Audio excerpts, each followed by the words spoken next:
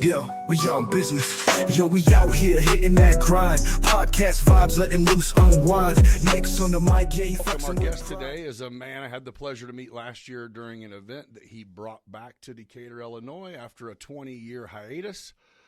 He served our community for several years as a Decatur Police Officer.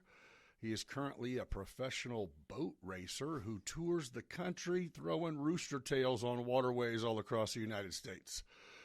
It's a pleasure to welcome Sean Bowsher. How you doing, brother? Doing good. Thanks for having me. Yeah, for sure. I'm glad you're here. Yeah, I got that. Like I said, I got that text message, and it was phenomenal. I think it's a hell of an idea. Well, and that's kind of, like we were talking earlier, I think opposed to how I thought it would go. Everyone's kind of been like, well, hell yeah, come on. You know? So I didn't even finish reading the video. I'm like, oh, I'm already into this. Yeah. Well, and so it's just a new version of talk radio. Yeah. Man, you know, with no censorship. Yeah, no, exactly. You know? And it's not like the old Larry Lujack on WLS. Yeah. Oh, so let me start by doing this. I think I don't know much about you aside just from how we interacted. Mm-hmm. Were you in the military? I did 4 years in the Air Force, 96 to 2000. Where'd you grow up at? Kankakee, Illinois, just an hour and a half north. Yeah. I tried the college thing for a couple years after high school, and I ended up playing too much cards and too much euchre, too much card games, and I was like, you know what, I'm not doing that from college. And I'm like, let's go to the Air Force. Well, like a recruiter? I walked into my recruiter's office, blew him away. I told him, I said, I want to join the Air Force. And he kind of looked up from his desk and goes, huh? I'm like, yeah, and this was the middle of, I went in July. This was like in March, April time frame, and really? it blew him away. So, because not a lot of people in 96 are walking into a recruiter's office to, join the Air Force. Yeah, so, that was like Desert Storm right after right at the end of it. Yep. It was a little scary. Yeah, and people are just it was different. The internet was just starting to get going. Yeah. And computers. I mean, I was a computer geek back in the day, right? Just AOL. Yeah, AOL dial-up. Yeah. I I built my own computers. I did all kinds of stuff. Oh, because that's what you could do back then. Yes. Because I was actually pretty frugal and they're too expensive to buy, so I just ended up building them, and that's.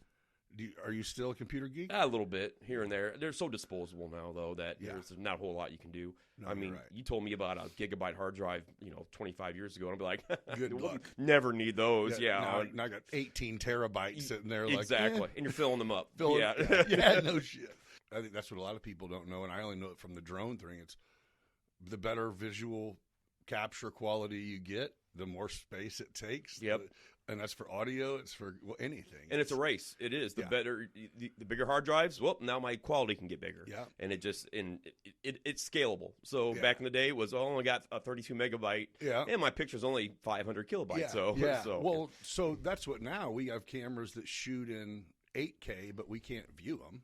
Yeah, nothing out there to view in 8K, is there? No. Yeah. I think that's their way of going. We're not going to be the ones that create something you have to replace every year. It's like, I just can't use it for a couple years. I think it was funny as you mentioned that. I was reading about the CEO of PlayStation says that consoles have gone to the max. There's nothing more that they can make any better. There's no jump from like a PlayStation 1 to a PlayStation 2. Yeah. He said there is going to be no like huge jump. It's like we've maxed out on it. Now it's just content. And that's kind of where we become with the internet. It's like it's you're not going to make it any better now. It is what it is, but now it's just content. How you're going to make it better. So I was watching something, and there was who was it? It was in relation to the Sphere over in Vegas. Oh yeah, They built. That's just. I haven't been there, but I've heard. It's just a. Yes, big gigantic round TV, but it can do whatever. From inside and outside. Yeah, and I was listening to it because they hosted UFC fights there, and so I was just along for the journey on how they were going to make that happen. And they started talking to a guy, and he was saying like real life, and I might be wrong on this, but it's going to be close. It's like we see in 18K. And we're in 4K right now. And we're in 4, and it's like, so it's all just seeing how close can you get to something. Because, dude, I'll watch some of these shows on like, I don't even know why, if it's because it's a smart TV, but if I just turn it on, it goes to just some like free cable station where I'll see some old school, maybe some soap operas and shit.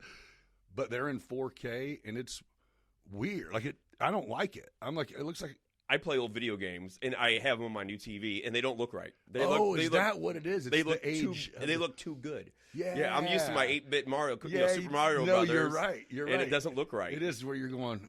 Well, like the old days of our lives, where and we thought that was good quality back in the day. But now it almost looks like a camcorder. Yeah, it does. It's like, oh my God, what kind of camera they use on this thing?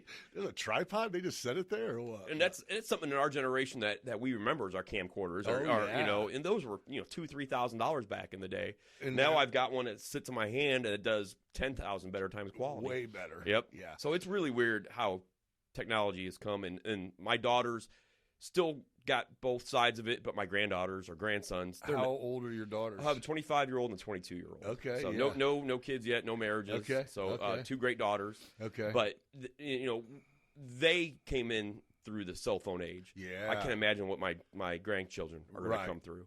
Well, so this is kind of it. I have a son. I have a 26-year-old and a 14-year-old. So there's one of them is in high school now. He is, and we'll have the conversations, and they don't know not being able to find out something. Yeah, like that is not even there's no. We had encyclopedias. Yep.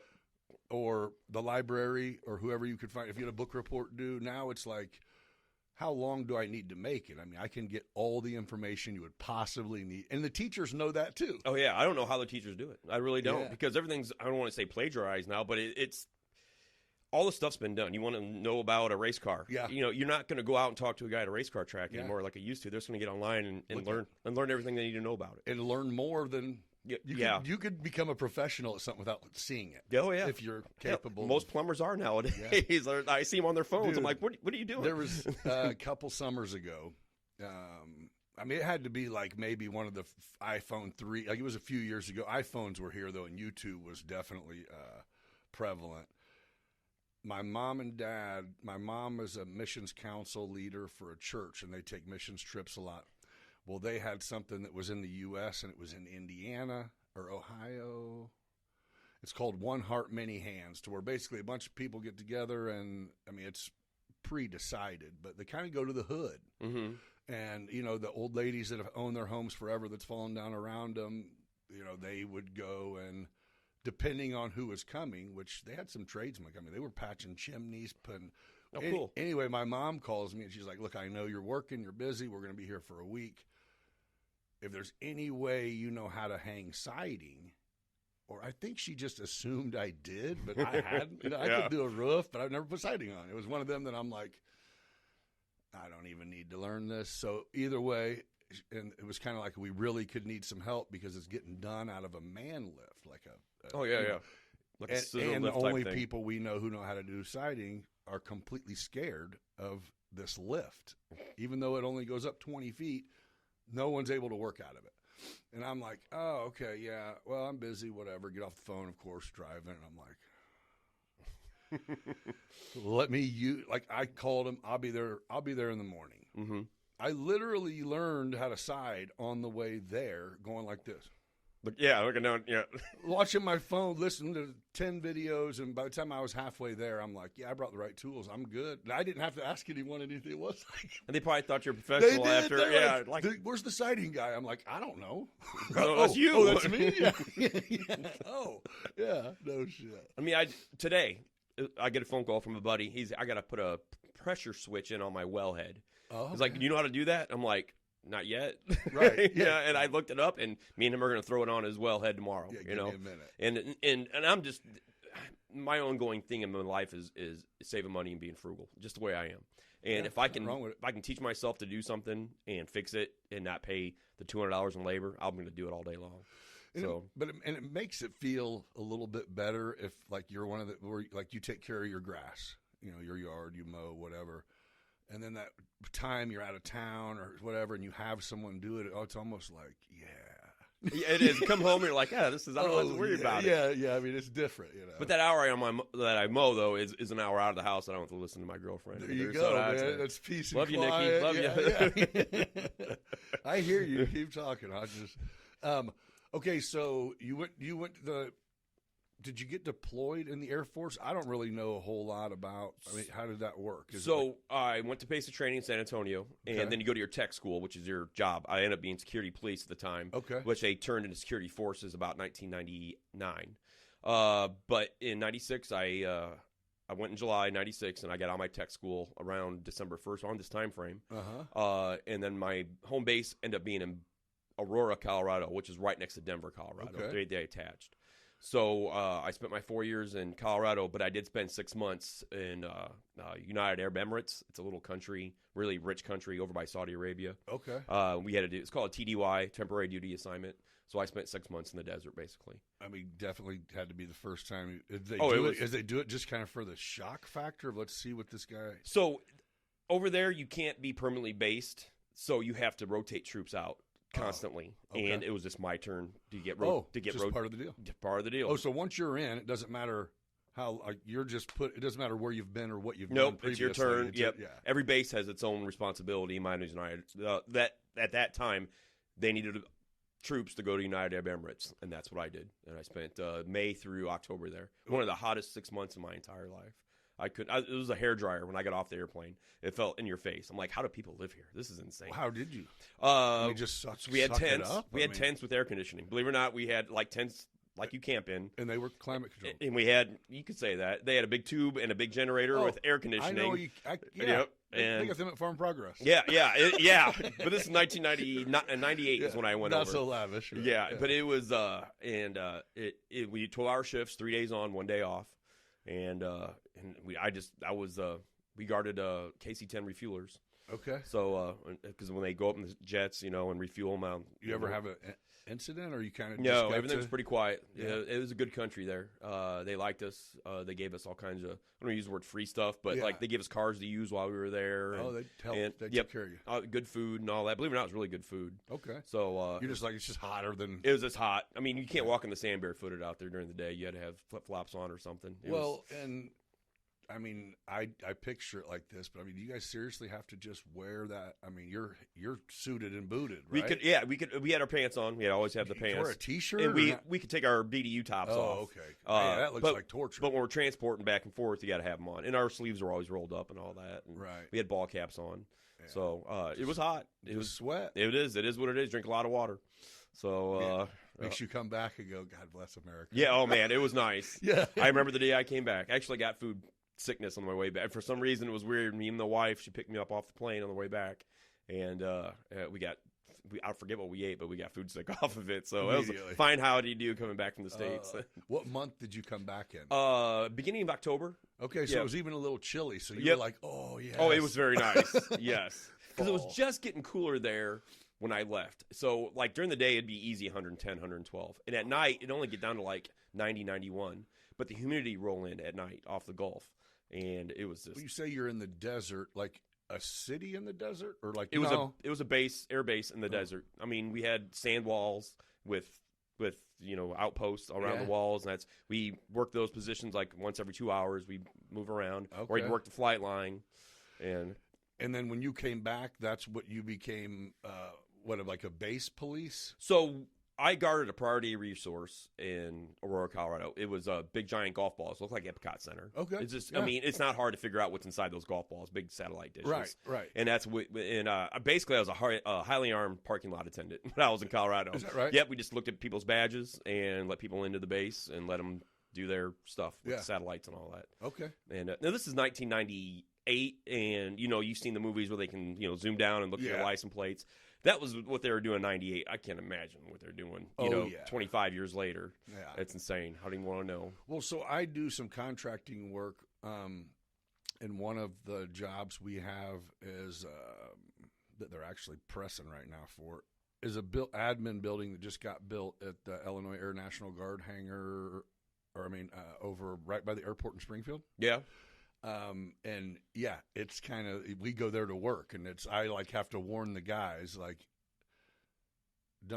you're not in trouble, because, they're like, give me your ID, get out, open all your doors. Oh, yeah. That's what we did. Away. That's what we did. Yeah. And that was kind of it, is it's like, just relax. They're not looking to get you in trouble. They're looking for bombs. They're looking for guns. First person I sent over, it's like, man, I know for sure I don't have anything going on. He left with my ID like 5 minutes ago. I was like, oh, you're not even getting that back till you leave. Just chill. You're fine. That's what they did. Yeah. Yep. They give us our IDs. You're not on a terrorist list. And I think I ended up asking one of the dudes. I'm like, because that's what I said is, like, this your job. And he's like, oh yeah, I'm not from here. I'm stationed here and working here. That's cool. And it was like, okay. And I'm like, what are you looking for? And he's like, anything you could imagine that we probably shouldn't have where we're at. And I was like, fair enough. Yep. Yep. That's basically where we were on the base. Yeah. So when I was overseas, the big fuel trucks would come in, and we had to pop open the top of the fuel trucks and look down at, 55,000 gallons of fuel to make sure there's no bombs inside there. I'm like, so what happens if I see one? Yeah. I'm like, I'm sitting on top of, this rocket. It's not rocket fuel. It's jet. Yeah. And I'm like, what am I looking for here? No one gave me the protocol for after. Yeah, exactly. Like just got to say, one. Got one. We'll see you guys later. Yeah. Don't let him in. Yeah, don't let them in. They're gonna get in, but don't let them in. Fight it. Yeah. No, that's a trip. But no, I did 4 years there, and if I would have stayed longer, everybody goes to Korea for a 1 year unaccompanied tour. They call it. Okay. At that time, South Korea, and I just had a baby. My first daughter was born in '99 in Colorado, and I didn't feel like leaving her for 1 year, so it was time to get out. And about that time, I started applying with Decatur Police Department, and I only missed. Was she from here or what? She's from up there too, by Kankakee, a little town called Shabance. So what brought? Because this isn't right next to Kankakee. No, I met her in high school. Believe it or not. No, I mean, what made you apply for here? Boat races. No shit. I've been coming to the boat races since 1991. My dad's been coming here since the 70s for the boat races. So I was looking for a job, and I saw Decatur was hiring for police. I'm like, oh, heck yeah. They got Lake Decatur? Yep, I know that place. Yeah. They got boat races there. We go there every year. So believe it or not, I applied. Because of that? Yep, first place I applied for, and the first place that offered me the job. And I'm like, heck yeah. I did get offered a job by my hometown of Bradley, Illinois, smaller town. Okay. They only have like 35 officers, and I turned them down. It was a hard decision because I knew everybody there, but I talked to a couple of police officers, not Bradley officers, but they're like, you don't want to be a cop in your hometown because a lot of people want. Hey, you know me. I went to high school with calling you. your mom saying, hey, man. Yeah. Tell him I didn't mean to run that red light. Yep. And it's funny because people here have tried to do that to me. And they're like, hey, I went to high school with you, man. Yeah, we went to MacArthur together. I'm like, nope. Like just as. Trying to get out of stuff. Oh. Yeah. I'm like, nope, you're wrong. So I got a couple buddies who are police officers. And like, I remember when they became like go out and celebrate them getting an actual real job. And they became. Mm-hmm. And it would almost be like one of them specifically was just like I'm gonna publicly let everybody here know. Like, if your name comes on my radio, I'm not coming to that call. If I have to, I'm not helping. Sorry, just like it was kind of a joke, but It's like he's already getting it out of the way. But yeah, it is. It would be. Yeah, it would be different. Yeah, especially if you're literally seeing your buddy going. Damn it, man! Yeah, I'm like, I don't want no part of this. Exactly. I'm like, I got, and a lot of it's only happened to me. I think like 2 or 3 times in my entire career where I actually knew somebody that I was going to the detail on, and I'm like, I'm like, and you just tell dispatch like, look, I know this person. Oh, you do give a heads up. Yeah, I know this person. Please send either my sergeant or please send somebody else because I don't want to be their judge or I don't want to have to make it no matter what the call is. Now, if it's like a criminal damage and I know them, that's no big deal. I'll do that all day long. Right. But if it's something where arrest might be involved, you don't want to be in there. Yeah. Because there's just too much. If let's say he's fighting with his girlfriend, I'm not going to be the one to get in the middle of that. Especially because you're like when I'm off. Yeah. I still know you, so we're not going to hate each other because I did my job. Yeah, and that's why it's only happened a couple times because I didn't know a lot of people in Decatur when I first got hired on. Right. Because I wasn't from here, obviously. So your job in the Air Force, you automatically knew when I'm coming out, I'm going to be a police officer. Cause I've been wanting to be a police officer since I was in like early high school. Oh, so that was a goal you were shooting for anyway. Yep. Okay. And I knew the military was going to help, and I also knew that college should have helped, but I just too much. Well, I don't want to use the word partying, but too much goofing off. Yeah, socializing and hanging. And college isn't for everyone, man. No, especially nowadays. I mean, it used to be trades. There was a system. Yeah, you just hit the nail on the head. Trades. Yeah. Go get a job. I mean, trades are huge. Yeah. Be a welder. A plumber, electrician. I mean, you have to. I don't know. I don't want to make everybody that graduated college seem like a genius, but you have to be a certain kind of smart to go past like a bachelor's degree. Yeah. Like you have to be a certain kind of smart, like. Yeah, you get your bachelor's degree. That's kind of like just high school 2.0 almost. Yeah. You know, you've done everything you're supposed to be, but once you get past that in your master's degree, you have to be smart. Yeah, and I don't know. I'm like, this comes back to my frugality, being frugal. I didn't want to take, astronomy 101 just because I had to. That seemed like a waste of time to me. I rather would have liked to learn a trade at that time. Yeah. If I'm going to be a welder, please teach me how to weld. I don't want to have to have a college degree to be a welder. Well, but it isn't like someone, I've heard people give like praise to whoever came back with putting trades in, and it's like, oh no, that wasn't a bright idea. They go to the union halls. Yeah.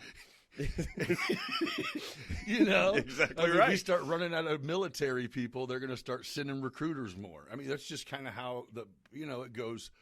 Oh, the hall's going to let the state and the country know when it's like, hey, we don't have people, man. Yeah, exactly.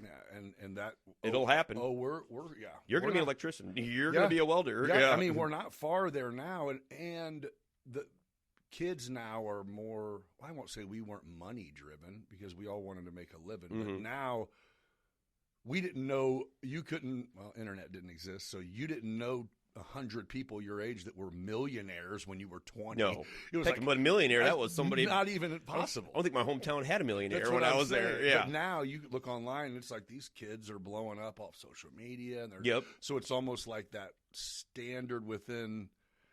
Well, guys like us are giving all these kids the money. No shit. Yeah, you're not kidding. That's fucking crazy, right? Bitching about it and going, here. Yeah. Yeah. Get a new ring cam.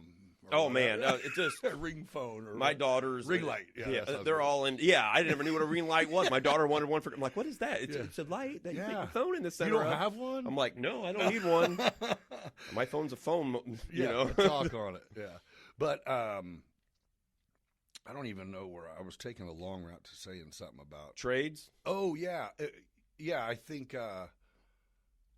what is helping now is, I mean, we're throwing out. The truth is, if you are 18 and you decide to go and be a machine operator, that before your dad retires, you're going to be making more money than him. I mean, and that's insane because, I mean, prevailing wage, like the union hall prevailing wage in the electrical union, I mean, you're $68, $69 an hour. And it's not a taboo to be a laborer or a trade anymore. It used to be. I don't even know why. Like but shop class. Shop class used to be, oh, he's dumb. He's in shop. I'm like, it's not. Actually, it's spinning around, in my opinion, the other way now where I'm a welder. Oh, you're a welder? Oh, heck, cool. For sure. That's HVAC. Awesome. Oh, you're HVAC tech? Yep. Yeah, let me get your number. Yeah, because I don't want to. I want to know somebody. But that you're right. It did used to be like the blue collar was kind of taboo. Yeah. Or whatever. Which you're right. I wonder why that. I guess probably people. A lot of kids realize that they need them. The daughters that have their ring cameras, their light cameras, can't do that stuff, and and they're not doing that stuff. Yeah. So the jobs have become open. Well, people like me are retiring. You know, I couldn't imagine being like you said, HVAC guy for 40 years. I couldn't imagine doing that. Right.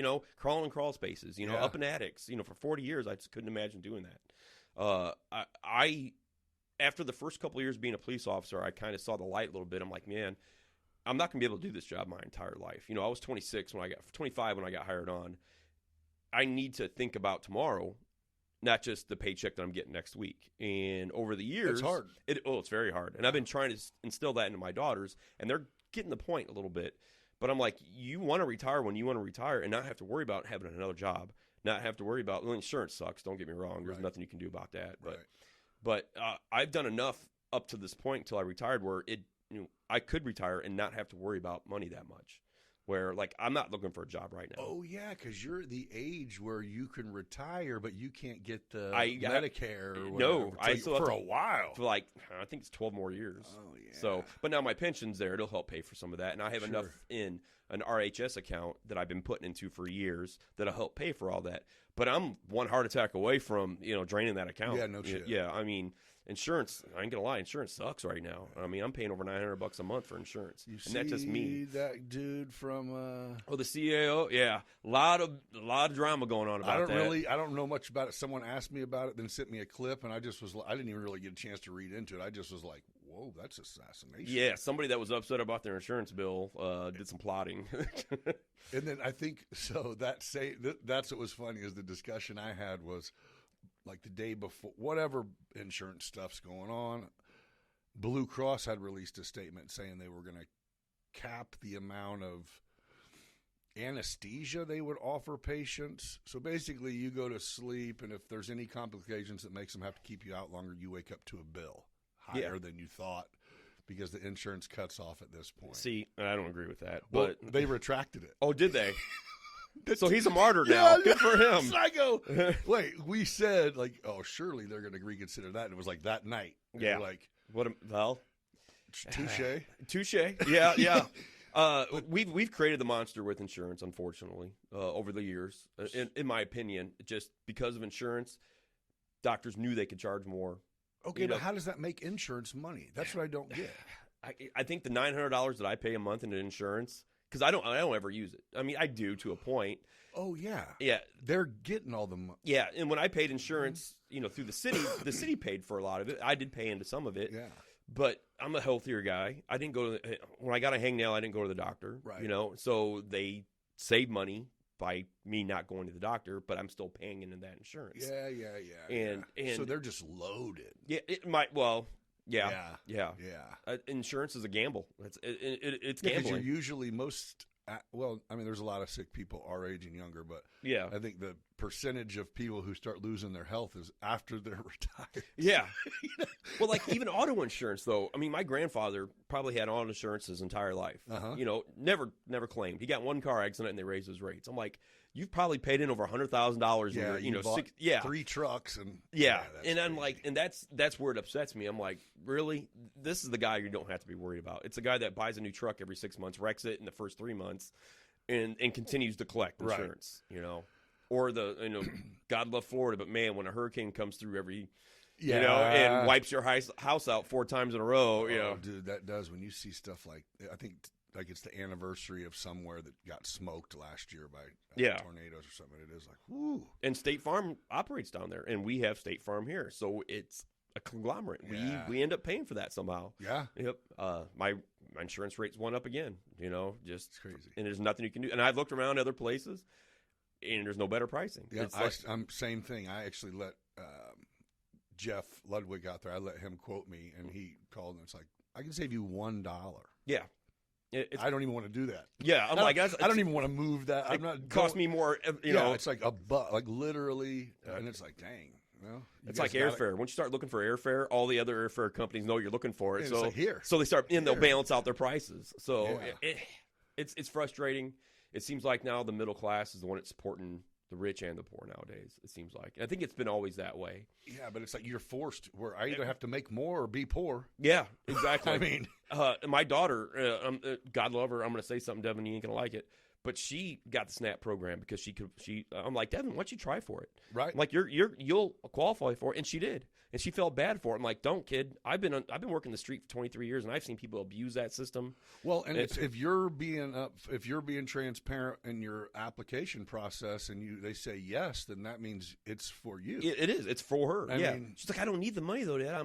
I'm good enough for what I've got. I'm like, I understand that, kid, but it's there for you. Oh my gosh! I mean, the grocery store sucks. Oh, it It's does. So I can't imagine. dude. I hate so steak. So expensive. $6.99 a pound for a steak, and that's the cheap stuff. Yeah. And I'm like, I can make cheap stuff taste good. Yeah. So, no, you're right. It is like you. Yeah, you go just cover the bottom of a cart, and it's like $1.30. I didn't even get shit. Like a gallon of milk. Crazy. It's a renewable resource out of a cow, but it's $3.79 a gallon right now. Yeah, never thought about wanting a cow so much. Oh yeah, chickens. I'm like, man, a dozen eggs. Yeah, huh?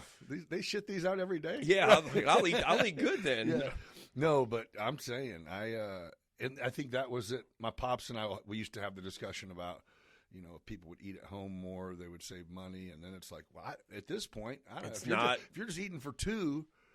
Then you kind of go out to eat and choose wisely just as much as you can. If you don't have a drink, a drink, no alcohol, you're probably saving money. You're going to get a dinner special. Yep. Because, you ain't going to cook nothing for $22 at home. No. My problem is I'll have a drink and it throws the budget right Right. out. Yeah. That's way out. Yeah, you can have 2 drinks or a bottle. Yeah, exactly. Well, I do that math in my head too. I'm like, man, a bottle of Tito's right now is $29.99 at Walmart. I'm 4 in Yeah. at $5.50 a piece. Damn it. Yeah. So I got a question about. Obviously, you wanted to be a police officer even whenever you were younger. Mm-hmm. You get here, you start doing it. Was it what did you know? Did you feel like you got surprised by how it was, or did you feel like you totally knew what you were getting into? Totally surprised. Totally. I was brought up to respect the police, that they're there for you. The amount of disrespect I saw from people doing the job every day, people that I dealt with, I couldn't believe it. Initially, yeah. Oh, so even not when it got bad. No, this is 2001 when I first got hired on, and I'm like, why is he treating me like this? I'm a police officer. Why are these people this way towards me? You know, why is there such animosity towards me? And I'm just doing my job, and I never understood it. And believe it or not, people driving suspended. I could not believe the amount of people that drive suspended. I would never dream of that in my life. If my driver's license is probably, you just got to take a break. You just got to take a break. They never did that. You know, it's just maybe I led a sheltered life before that. Maybe in my hometown, you know, I didn't have to deal with the other side of the law, right? Where, you know, and now that I am dealing with the other side of it because I'm there seeing it, and then I have to act towards it. You know, when I say, well, you're under arrest, you know, and no, I'm not. I'm like, huh? I'm like, well, hell yeah, you are. You know, well, you know, that's interesting because I think everyone has this, and you're going to know the description whenever I give it, and it's no disrespect. It's not towards you. But almost like the young cop, it's like the chip on his shoulder, like his shit don't stink. And it's like when you just said what you said, it makes me go, well, hell, maybe we just made him like this because he could have been a cordial dude and he's been treated like shit his first year on the job. So now he's like, all right. Then everybody, treat everybody the same. Let's go. Yeah. You know, everybody's going to be an ass or not, but let's go. And it's like, oh, that would. And another. It would make your job not as satisfying, too. If you're like, I'm the public enemy number one, and I'm here to help. Yeah. It's amazing how many people would call in for help, and then they get mad at you when you give them maybe not the help that they wanted, but the help that I could give them. You know, it's like a domestic situation. Yeah. You know, you go in there and 100% that he whooped her butt. Yeah. You know, and then like, well, he's got to go to jail. And she's like, I don't want him arrested. I just want him to leave for the night. I'm like, well, that's not the way this goes. You know, I mean, by law, we have to make an arrest on this, and now I'm gonna assume you told him to leave and it didn't go well. Well, so we got it from here. Yeah, exactly. You created a problem in the last 24 hours that now we're having to deal with. Oh yeah. But I mean, I've got stories left and right. I can't remember half the crap that I've done. And experienced and everything. It's just it is what it is, and things really did change. I mean, I made a decision early on in my career to either be I don't want to use the word career officer. I am a career officer. I did it, but I was still a boat racer. And I bought my first boat like in 2003, and you can't be go-getter police officer, move through the ranks, and have a major hobby at the same time. So I made the decision that I'm going to race boats, and I was a 9-to-5 officer. Okay. A lot of officers aren't 9-to-5. A lot of them are 24/7. It seems like and back then there wasn't a lot of overtime to be had, but there is now. But back then I was 9-to-5. I want to get off on time. I want to go home, be with my family. A lot of officers back then. It was your job. Yeah. A lot of officers back then it was their life, and back to how I set myself up with my my money situation. I didn't want to do this job my entire life, and I wanted to be young enough when I retired to enjoy the rest of my life, or at least do something that's not quite a job, but I'm still getting paid to do it. Yeah. And that's the decision I made early on. And I've been boat racing. Well, since congratulations on retiring. Thank you. That's huge. Thanks for your service in the military. That's huge. I appreciate it. Yeah, it's nice to be able to think something and actually work out one day. Yeah, you got to work for it. Things don't fall into your lap, especially in this. Being a cop, it's always evolving because you have to watch out for the laws and you have to watch out for the internet and social media is probably the worst thing ever happened to law enforcement. Amongst other things. Yeah. It's the best, same thing, best and worst. Yes. You can find someone with a video that you post in that quick if you're looking for them, but on the other hand, Yeah, you've been on TV so many times now, or at least on video. So yeah, it's just part of the thing. And just like anything, the internet and social media thrives on negativity. It seems like. Yeah. People like them. They don't want to hear about they don't want to hear about the officer, giving a puppy to a kid that always wanted a dog. They want to hear about the officer that kicked the puppy and killed the dog. And see what kind of trouble he got into and all that. Right. Speaking of that, I actually lost a family member. Not a death, but like she said a couple things negative about police work. I'm like, you realize that's my job. Like a police officer got in trouble, like not here, but like it was on the news. And he's like, oh, he got what he deserved. And I'm like, you realize that's what I do for a living. And it kind of clicked on her, and she never apologized for it. And I just kind of like, okay, well, just leave that alone. I'm probably not going to talk to you too much anymore. So you're like, we officers make mistakes. We do. For sure. 100%. Yeah, obviously, if someone is absolutely, out of pocket, then it is. Yeah. It is. But people are, like you just said, it's. People like. We're still people. Yes, we are. We're still people. We're authoritative. We're authority. And people like to see when authority gets in trouble. Let's look at our politics. Or like the antagonize, which I'm a scroller like the rest of the world, and I'll just go, and it drives me crazy whenever it's like just antagonize, like stand somewhere you're not supposed to and record just to give me your badge number, to get a response out of them, and that's just a lot. And what was horrible is when it first started happening, a lot of officers got sucked into it because they didn't know how. Our tools come after the fact. We don't have tools to deal with stuff before something happens. Does that make sense? Yeah. So we didn't know that people are. You can't record me in public. Are you nuts? Give me that. Right, well, right. Yeah, actually they could. And officers got in trouble for that. And finally we had training on that. And then you got to, in order to be trained on something, you can't just have one class and never experience it again. There's got to be continual training or updates and all that. And it takes a couple years for that to click in. And finally now it's like, I don't care. I'm recording you. I say that half the time. So did you know? You guys are body cammed up. I was one of the first ones to have one. And now is it one of those where most or all? All of our officers have body cameras on. And what is it? Dash cam comes on if you hit the lights or if you turn it on? Or is that a TV show? It depends. Each department's different. Now, Illinois law dictates anytime we have interaction with the public, we're supposed to have the camera on. Okay. Our body cameras and dash cams are a little bit different where like we turn our lights on, it turns the dash cam on. Okay. And if one camera turns on, both of them turn on. Does that make sense? Gotcha. Yeah. So, and I'm one of the guys. What, just a little clip-on thing? It's about, I don't know if you can see it. It's about that big around, and it's like a cell phone folder and a half. Okay. Good cameras. Right. We've probably seen the quality on TV and all that. Yep. Yeah. And it's just, I was initially against them a little bit, but I was kind of the test bed.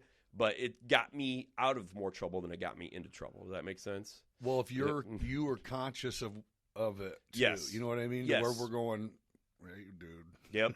Yep. I'm like, carry on. Yep. Right. And one time I was bought and paid for. I said some things I shouldn't have said on camera, and I knew it. So I said, well, I'm already going to get in trouble for this. I might as well just do the full Monty on it. Yeah. If you're going to pay for it, might as well get your worth. No shit. So, but no, I do like them. They do help out a lot because they cut down.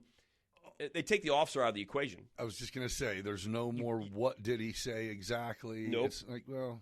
They just watch the camera. Do you guys still have to go to court, or is it like, for shit like that, or is it like DUI stop? We don't need the officer here now because we got every single thing that happened on camera. I think a lot. Now we're still. I think courts probably backed off a little bit because a lot of times they'll just use that body worn camera and I wasn't drunk, and they show the video, and they're like, well, you just danced on that line. Yeah, like what do you want to do here? You want to plead this? Okay, we'll plead it. So throughout your time. So you were an officer for 20 years? 23 years. 23. And you worked all different shifts depending on the era? First 13 years, I was back shift. We were an 8-hour shift or 8.5-hour shifts at the time. Okay.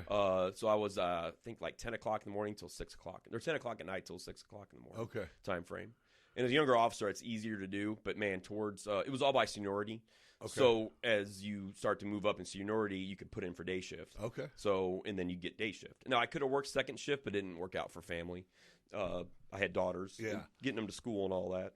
But I would think, I don't know, it would be a lot busier during the day? I mean, wouldn't it? Actually, when I first got on day shift, I couldn't believe the difference. It actually saved my career at 13 years. I'm like, oh my God, there's normal people in the world. Oh, because all you deal with at night is the people who. Yeah. If you're up this late and not at work. The good people are asleep. Yes. Yeah. And the bad people are awake. At 4:30, we should see some people roll into Caterpillar. Other than that, what are you doing? You're exactly right. And that weighs on you. After 13 years of seeing that stuff over and over, you become very, very cynical. Yeah. And then I got the day shift, and nobody happily goes to jail. No, not at all. Like, please take me. I deserve this. Thank you for being here. But during the day shift, it was awesome. People are nice to you. They want to talk to you. Yeah. And it took me about 6 months to get used to that, because I'm like, well, why are you talking to me? What's your motive here? Yeah. You know? And I did not go to school with you. I didn't say that, bro. They didn't have any motives. They just wanted to talk to those good people. Right. And that's why it was hard for me to. They were big on traffic during the day shift, like pull, and like. These are the good people that are working, that are doing the right thing. It's tough for me to pull them over and give them a ticket. Now, if they're all on the way to work right now. If you're doing a 16 or 35, okay, you paid for that, all right? Yeah. But sometimes, if you're doing 48 and a 35, okay, that's 13 over.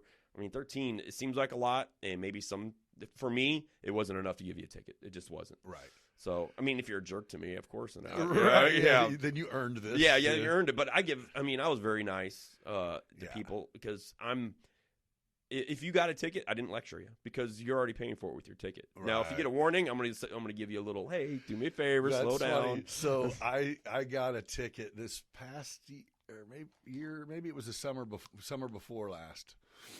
I have a RAM mount in my car, and I'm like literally on the highway, and I'm up. I just left doing some solar farms, shooting drone images, or no, cell tower.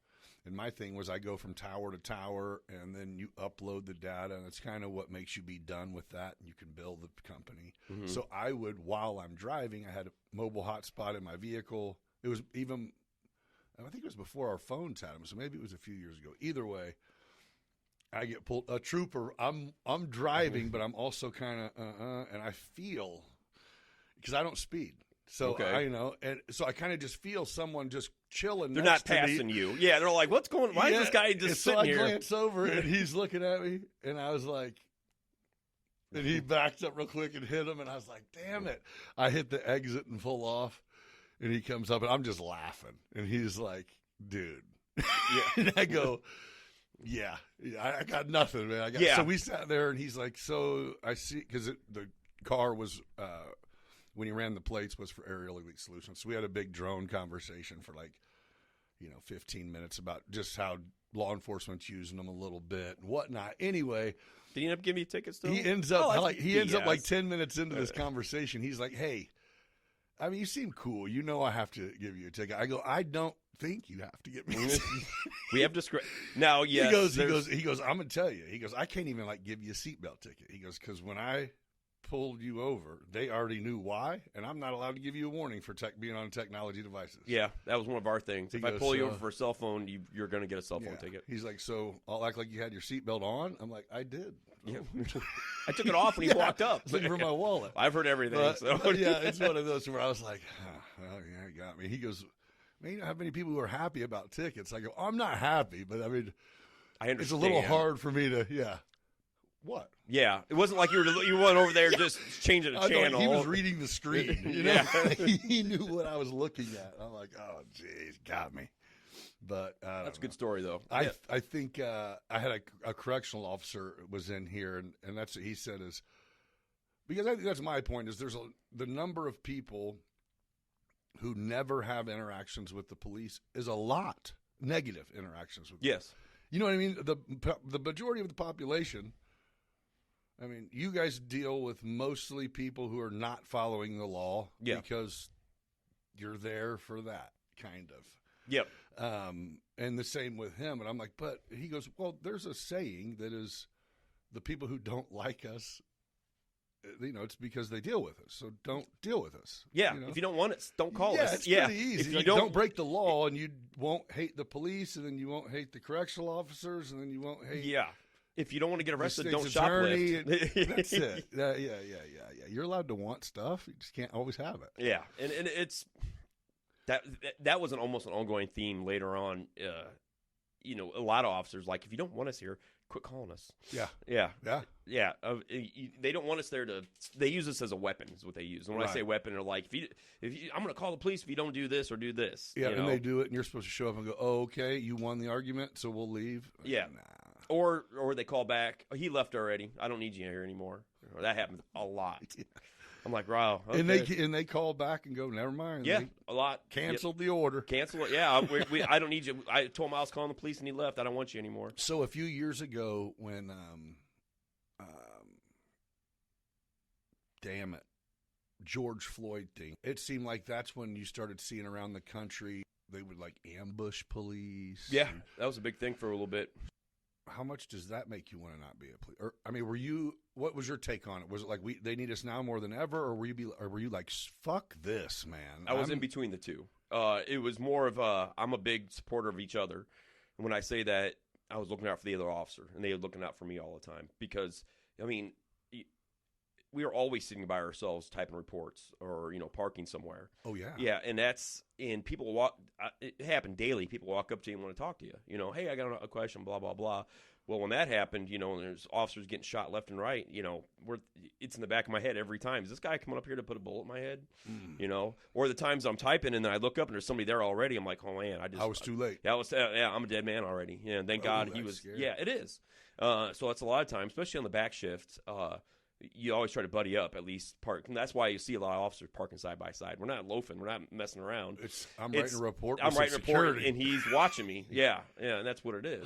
The George Floyd thing was the first major camera social media thing. Now, don't get me wrong. We had the what was the L.A. beating? God, Rodney King. That was a big deal. Don't get me wrong. That was a horrible thing. This is the biggest one since then. Yeah, and a lot more cameras.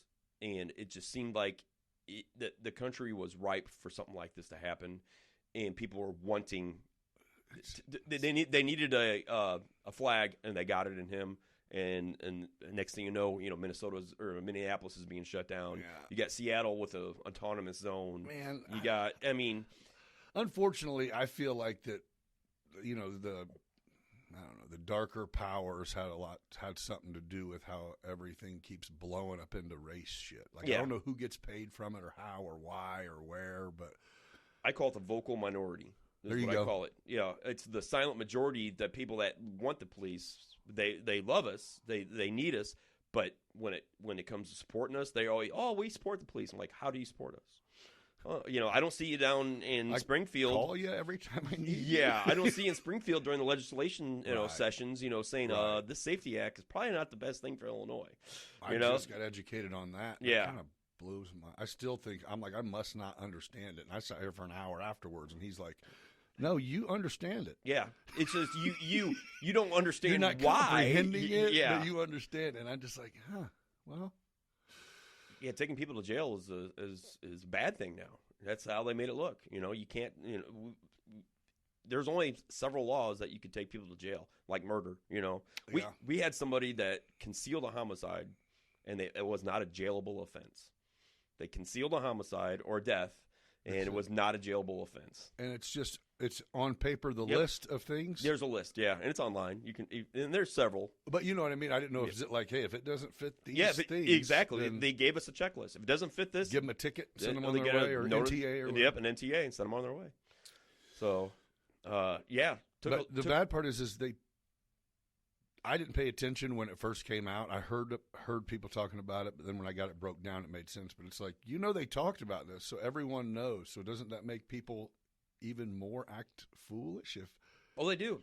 They know they're not going to jail. You're right. We'll get people to shoplift. We can't take them to jail, and they'll go to another store and shoplift again.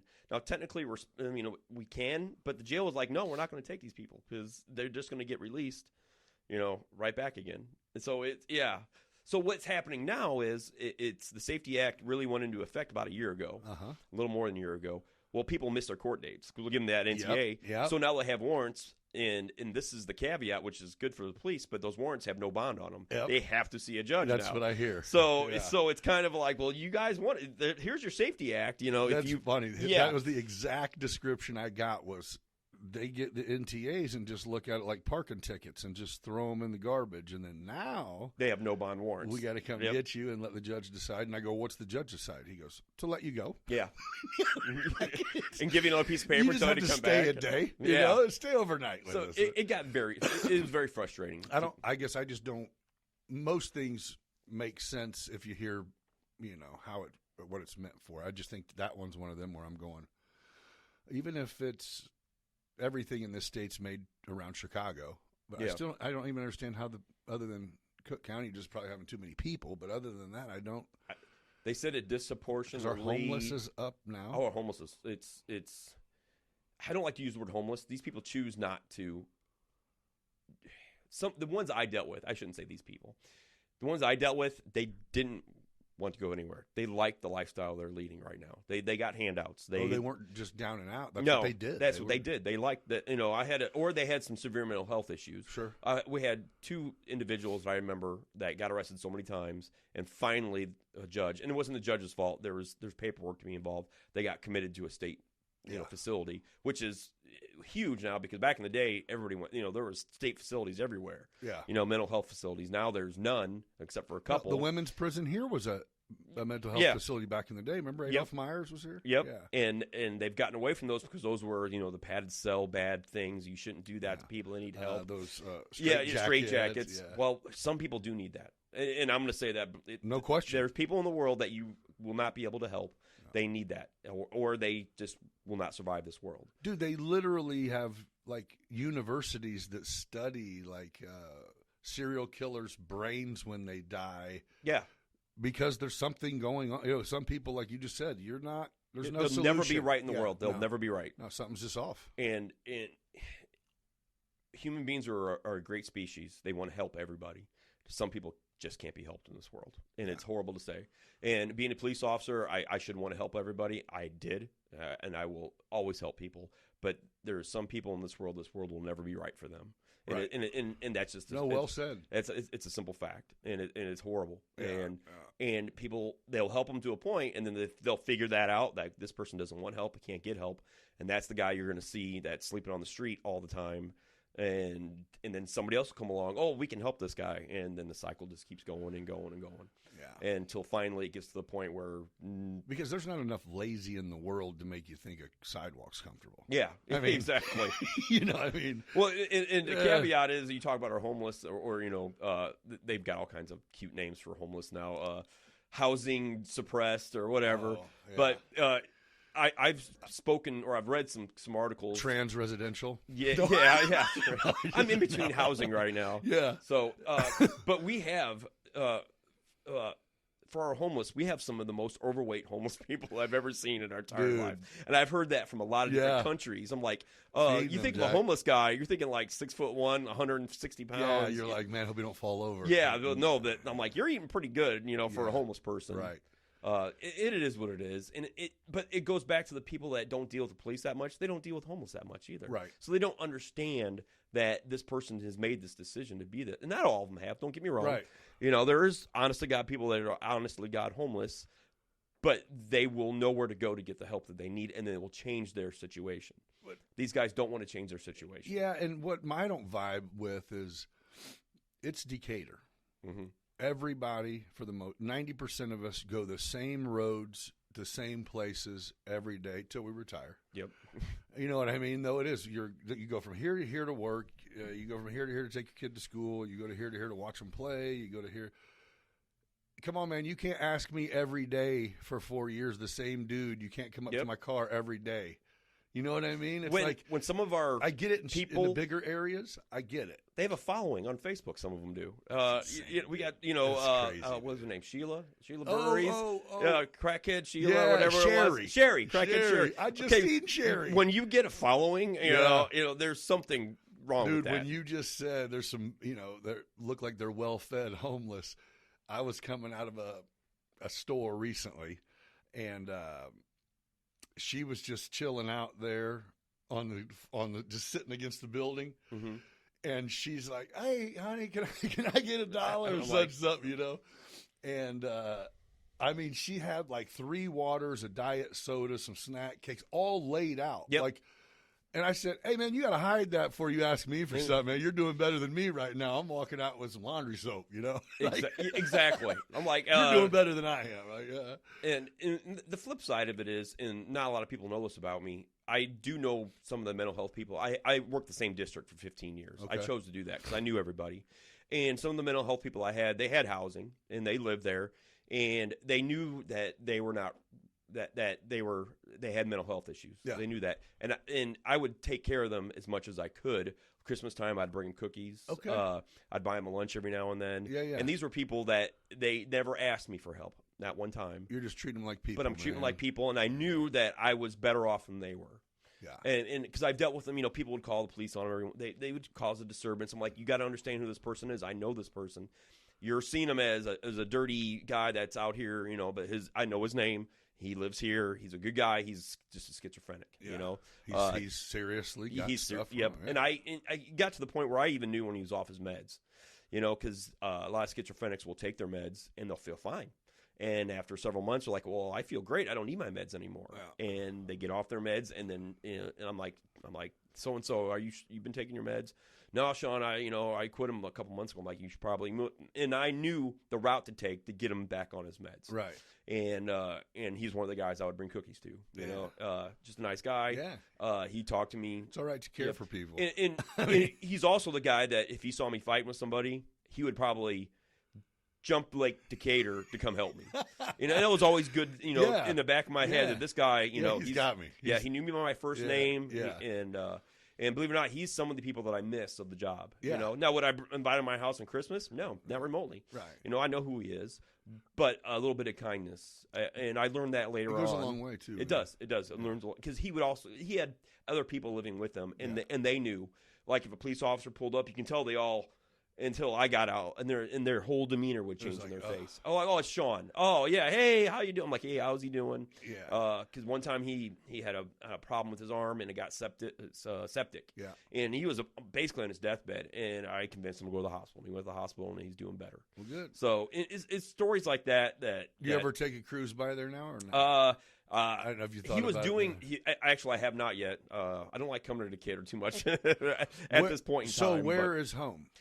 Cisco, Illinois. Yeah. By Monticello. I pass it on the way to Champaign most days. Yeah. So I've lived there going on 18 years now. Okay. Oh, so Decatur's never been home. No, I lived in Decatur for 4 years. What do you have to live within 50 miles of here? When I first got hired on in 2000, it's contractual. It was 50 miles. Yeah. But I was grandfathered in, so I could live within that 50 miles. And then it went to the city proper, and now I think we're back to a mileage. Okay. So, you can make it out to, Bloomington, Springfield, and all that. So, did you ever have any times did you have to get, you had a long career, so was there, physical scuffles? I mean, I fought a lot of people, yeah. Really? Yeah. People that a lot of under the influence type people. And I don't mean just alcohol either. Yeah. Those people that you could easily deal with because they're under the influence. It's the people that aren't under the influence that want to fight you. They're not running. Most people that don't want to get caught are just going to run from you. Yeah. They don't want to fight you. Yeah.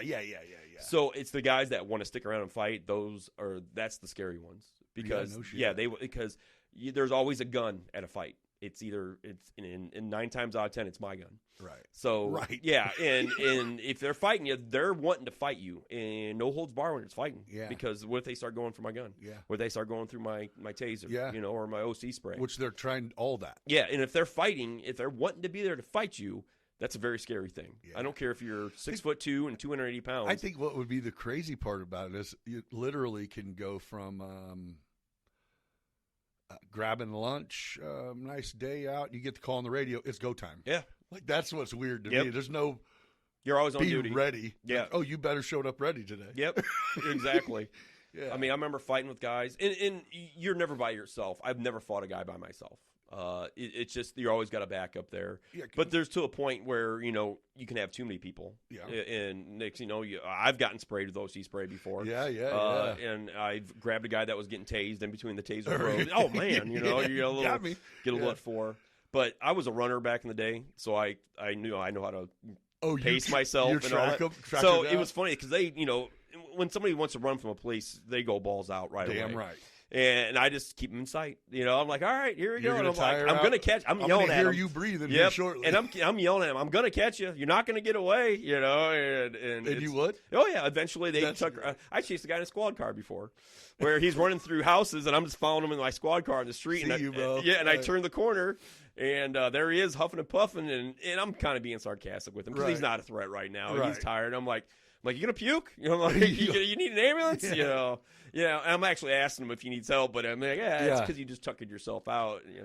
Now you're gonna go to jail tired. Yeah. Now you're gonna go to jail tired. Yep. Or beat up or what? Yeah. Yeah. Didn't win that one. But it was. I never wanted to fight anybody. I was not a fighter. I'm 5'9", 160 pounds. I would rather talk my way into getting somebody to go to jail. But then you get an officer that they start by fighting. That's what they want to do. Yeah. And not so much nowadays, but definitely back in the 90s and early 2000s, there was officers, do what I say one time. If you don't do it the second time, physical, and we're going to see where it goes. Yeah. And actually, we were taught that two ways. Don't repeat yourself. Say it one time, crystal clear. If they don't do it, it's go time. And nowadays, it's a lot more about de-escalating now. Well, so I think, what in my mind, what your job is to enforce the law. Mm-hmm. But in order to do that, we need to teach you how to be a legit therapist. Oh man, a jiu-jitsu pro. You know what I mean? It's like counselor. There's a counselor. Yeah. So all this stuff, you're just enforcing the law. It's like, right. So there's no gray. Yes, of course there's gray. Again, there's we're human beings. No one was driving down the road anywhere. This person crossed the street. It is what it is. You know what I mean? Exactly. They were getting over to their car. I don't know what you want me to do. There's a lot. It was tough. Yeah, I would just say I would think it would almost even to be the one who goes, okay, I've been here a few years enough to maybe not be petty, or you're just not petty, and then you have a guy come in and he's balls to the wall, wanting to fight everyone, write everyone ticket. And you're I've seen it. I've been there. Do you just kind of go, or do you go, hey man, make your job easier? If it's their detail, that was a big thing. If it's your detail, it's your detail. You handle it, and I will back you up on it. Whatever you decide. Now, if you're doing something that's like, I'm like, stop, you can't do this, and right. I've done that a couple times, but I'm like, this is. Just like today, you got a guy that just gets on the apartment. He's 23 years old. He wants to go balls to the wall, like you said. And let's say he pulls over some guy that's like in the 60s, and maybe he doesn't have his insurance on him. And I'm going to write him 8 tickets. Yeah, I'm like, get his car impounded. Yeah, I'm like, why? Okay, simmer down. This isn't third shift. Why do you need to do this? He's going to have an impression of you, and that he's going to tell everybody else. Maybe he's never dealt with a police officer before. Maybe he's having a bad day. He forgot his driver's license, his insurance at home, and all that. Yeah. Maybe like most of us, you just reminded him he has no idea where he put that car when they sent it to him. All the time, because they never get put it on over. my fridge. It's going to go in the car. So, do them, at least give them an out. Say, hey, can you find it? Nowadays it's really easy. Hey, get it on your phone. Call your insurance company. I've had wives bring insurance cards, a lot of things. We had a lot more discretion before body-worn cameras, unfortunately, to help people. Oh, yeah. Now, like, if they say, nope, I don't have my insurance, I'm sorry, and they just sit on a body-worn camera, well, your warning just got thrown out. Yeah. Well, so they take away, well, like you said, it has its benefits. Yeah. But, on the other side, it's going... Takes away some of the humanity a little bit. That's it. Yep. Yeah. Which that just puts you guys, or any police officers, it's almost like, let's keep you painted as... The bad guy. The bad guy. But then go out on this one day a year and try to collect money for this, and then and it's like shop with the cop and all that. Yeah, it's tough. Yeah. Because I've walked down aisles of Walmart before as an officer, off duty. Yeah. And I was married at the time, and I'm like, we can't go down that aisle. And they're like, why? Well, I arrested that guy yesterday. Yeah. So we have to go somewhere else. It's weird. Yeah, right? Yeah. And it's just that's why I usually don't shop in Decatur. I'll go to Champaign or somewhere else. Back in the day, I had my side job was I bounced. Okay. And that's what made me stop, because I was with my lady and my kid, and he was like a year or two old, so it's been like 12, 13 years ago in Walmart. And I don't know how, because I kicked him out, and maybe in a rough way. It was like a repeat offender. Yeah, you know what I mean? So it was. I'm sitting there. I remember it vividly. Like we're looking in the light bulb section at Walmart, and I hear this. I hear the voice of this urban sounding white guy, and I know the voice, and I hear him say, "Wait, here's this bitch ass cop from the bar." Yeah. And I looked, and I'm like, you already know that's not going to end well. Yeah. Yeah. And I surprised him though, because I handed my son off and kicked my flip flops off, and I'm like. Yeah, because you're not talking to me just to be cordial to me yeah, right now. And the dude with him's like, hey, come on. Like, no. I'm like, yeah, listen to him, man, because nothing's changed from last night, bro. Yeah. For yeah, the record, I'm not going to shake your hand and say I'm sorry. Yeah. You're not apologizing. You just came out with a plan in Walmart to what? You're gonna get beat up sober. Yeah, exactly. Now you're gonna feel everything I'm gonna do too. Yeah. No, but it was just like, I cannot freaking imagine. I think that about like correctional officers too. Like, you live here? Yeah. You go to dinner, it's like, hey, what's up? Yeah, exactly. You're like, God, I hope they don't recognize me. Know you from somewhere. Yeah. Like, no, you don't. No, And you can't play it off. No. Because they'll figure it out. Well, what quick. I hate, or I don't hate, but I hate for a couple of my buddies that are officers, that it's almost like it changed their life, their social life trajectory. It's like we used to go, for holidays, get together, big cookouts where it would just be literally public. You know what I mean? And now it's kind of like homebodies, just because they don't want to. I don't want to be out in the public. Like, I don't want to deal with the people that, according to you, I'm wrong. So I don't know how mad you get when someone wrongs you. So let's not find out. And I used to get, I don't want to say upset at my family, but we go to, let's say, parties where there's other people there. And like a friend of mine, hey, this is Sean Bowsher. He's a police officer in Decatur. I'm like, shut up. Why do we got to do that? Yeah, why do we have? Because I didn't say you're Larry the cable guy. Yeah. I don't say you're Larry the cable guy. I don't throw rocks at you when you're mowing the lawn. No shit. Yeah. But here's Todd. Yeah, because that's grass, bro. Instantly. People, their perception of you changes instantly. Instantly. Yeah. Most of the time, it's a great. Oh, thank you for your. But some guys are like, screw him. He's a cop. You're like, you don't even know me. But you don't. And I haven't been around you that much, but you don't. Or maybe it's just you consciously have not done it. But like, you don't.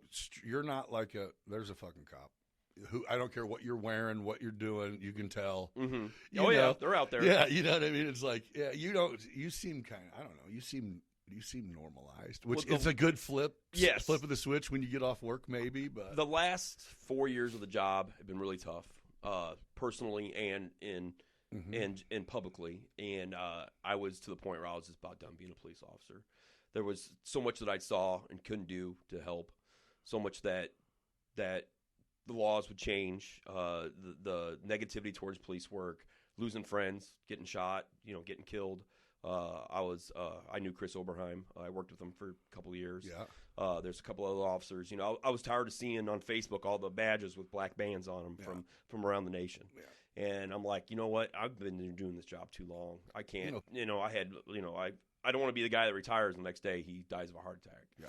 So far that hasn't happened. It's been 2 months. So yeah. Well, I didn't mean to do nothing but talk cop stuff. I don't mind. It was an interesting career. It helps me though. It helps me. And seriously. It's great that because I don't talk about it with my loved ones that much. Right. Because I didn't want to bring it home to them. Never wanted to bring it home to them. And you said 9 to 5. We're going to leave it there. Yep. And that's why I boat race. So that's what I wanted to get into. Okay. And I wanted to ask you. So you got into boat races because you just came to them. I mean, you're the kid who's seen the race car go around the track as a kid. So I'm going to drive that one day. Yep. We had races ever since I was born up in Kankakee. They raced on the Kankakee River. Oh, okay. And my dad would take me to some races. We'd go to St. Louis and we'd go to Ohio for a couple here and there. But he raced or no, just spectators? Just spectators. Okay. And we always came to Decatur every year. And 91 is the first year I came. And, of course, that was a Summer Start Festival. It went all the way up to 2004. And that's when I got hired on. And I bought my first boat in 2003. I had a 68 Mustang. I had to sell that Mustang. Ooh. I know, yeah. And I bought my first boat. And I've been racing. I've missed a couple of years here and there racing, but I've been racing pretty much straight for 24 years or 20 years now. How big is the circuit? How far do you go? Coast to coast. I raced in Cambridge. Like last year was an easy year. I didn't travel that much last year. Decatur race took a lot out of me. How many races a year is average? Or next year? In my heyday, I was hitting 12 races a year, 12 weekends. So every once a month, or at least some months. I did 6 weeks in a row one year. Ooh, shit. Yeah. So, but there used to be a lot more racing back in the early 2000s. COVID kind of put a. Okay. I hate using COVID as an excuse, but COVID did Seems take away. to be popular. Yeah, it took away some races. But like last year, I went to Cambridge, Maryland, and San Diego, California. We did coast to coast. So you've been racing for years, too. Oh yeah, yep. Okay, so what in the hell made you? I mean, I love it, but first, why hasn't it been done before? And I don't know what made them stop. I went to the boat races growing up. Oh yeah, everybody did. They said they loved it. They could hear from here where we're at here on North Jasper. You could hear the boats. Yep. Yeah. So that stopped forever. Stopped for 20 years. 20 years. Yep. And then what made you? I mean, has this been something in the works for you that you've been going? How can we do this? Why? Yes. And then finally, you just. I tried a couple years ago. Kind of kill myself this year trying to get this put together. I had a great support team. Terry Hamill from the Commissioner of Visitors Bureau. It started with an email and a phone call to her. 2020 April of 2023. Okay. And we start working together on it, and she still remembered when the races happened 20 years previous. Yeah. And the money got a little out of control. There was a lot of people with their hands out. A lot of people wanted, hey, I'm going to do this for you. I need this, this, and this, and this. And the budget just went through the roof. And I think at that time it had run its course, the summer start and all that, and the money, and they went a different route, and it just never came back. So because it went from boat races to being damn near a carnival on that Lakeshore Drive. I mean, I remember it being. And that was my major thing coming back to bring the races back is when the races are done, we're done. I don't want nothing else. Right. I don't want a carnival. I don't want bands playing till midnight. That's what kind of killed it in the end. And what's helped out a lot in the last several years is the revamp of Lake Decatur. Oh, yeah. Oh man, that's awesome. It is awesome. I had the racers come back after 20 years. I'm like, this is great. Yeah, you got the beach house. They never knew about the Devon, the beach house, all the new docks. The park district has really done a great job with it all looks that. Beautiful. And it just this year was the year it finally came together. We got good sponsorship money, great support from the park district, from the Decatur Police Department, from the fire department, Decatur Fire. Yeah. And the community came together. So it's a matter of going, this is how much money it's going to take. Let's see if we can meet that. If so, let's do it. I even talked to Terry about it because she thought it was a certain dollar amount. And I'm like, no, it's this dollar amount, that the minimum. Don't get me wrong. There's always fluff in a budget. But I'm like, this is the minimum I need to have a race here. She's like, well, we can do that. I'm like, okay, let's do it. And we got a good Dan Hardy with the Hardy Foundation. They started this, and they're going to help for the next 4 more years. Yeah, I did see that. Great guy, great family, great foundation. Wouldn't be happening without them.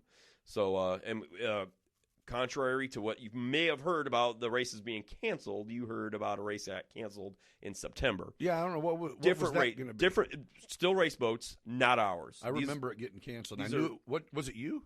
You might have heard it from me. But no, I mean you weren't going to. I had nothing to do with that. Nothing to do with that. Yeah. Smaller boats, outboard boats, a little lay down. Totally different. It wasn't even in. I'm not going to talk bad about another class of racing, but it wasn't going to be as big as an event as it was as the Hardy's Race to the Highway, because that was a big event. You did good. That thing was cool. That was awesome. I don't know. It blew me away. So now, well, and that's it. Is you were a racer. Yeah, I was seeing the forest from the trees. You turned off the switch of being the commissioner of the event and was a racer during it. How did it? I still don't know. How did it go? As far as how did it go? Was for the turnout? It was awesome. I mean, what you guys expected or more than we expected. Some things that we thought might happen didn't happen, but it wasn't a bad thing. Like Lakeshore Drive, we had closed off. Not a lot of fans went Lakeshore Drive. We were surprised by that. But what did happen is they're all down by the beach house, down by the memorial, and we did. I guess there was some drone footage done.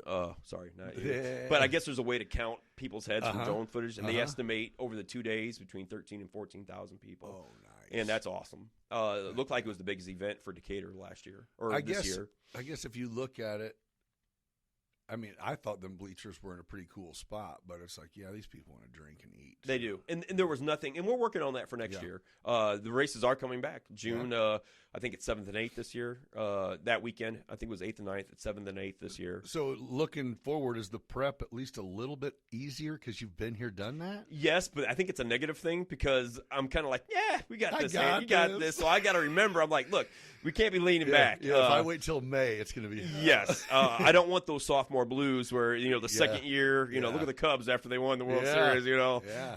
I want it to be at least equal to as good as it was this year for next year, and we're working on that. Right. And we already got good sponsors coming in, cool. the same it ones. It is a cool event.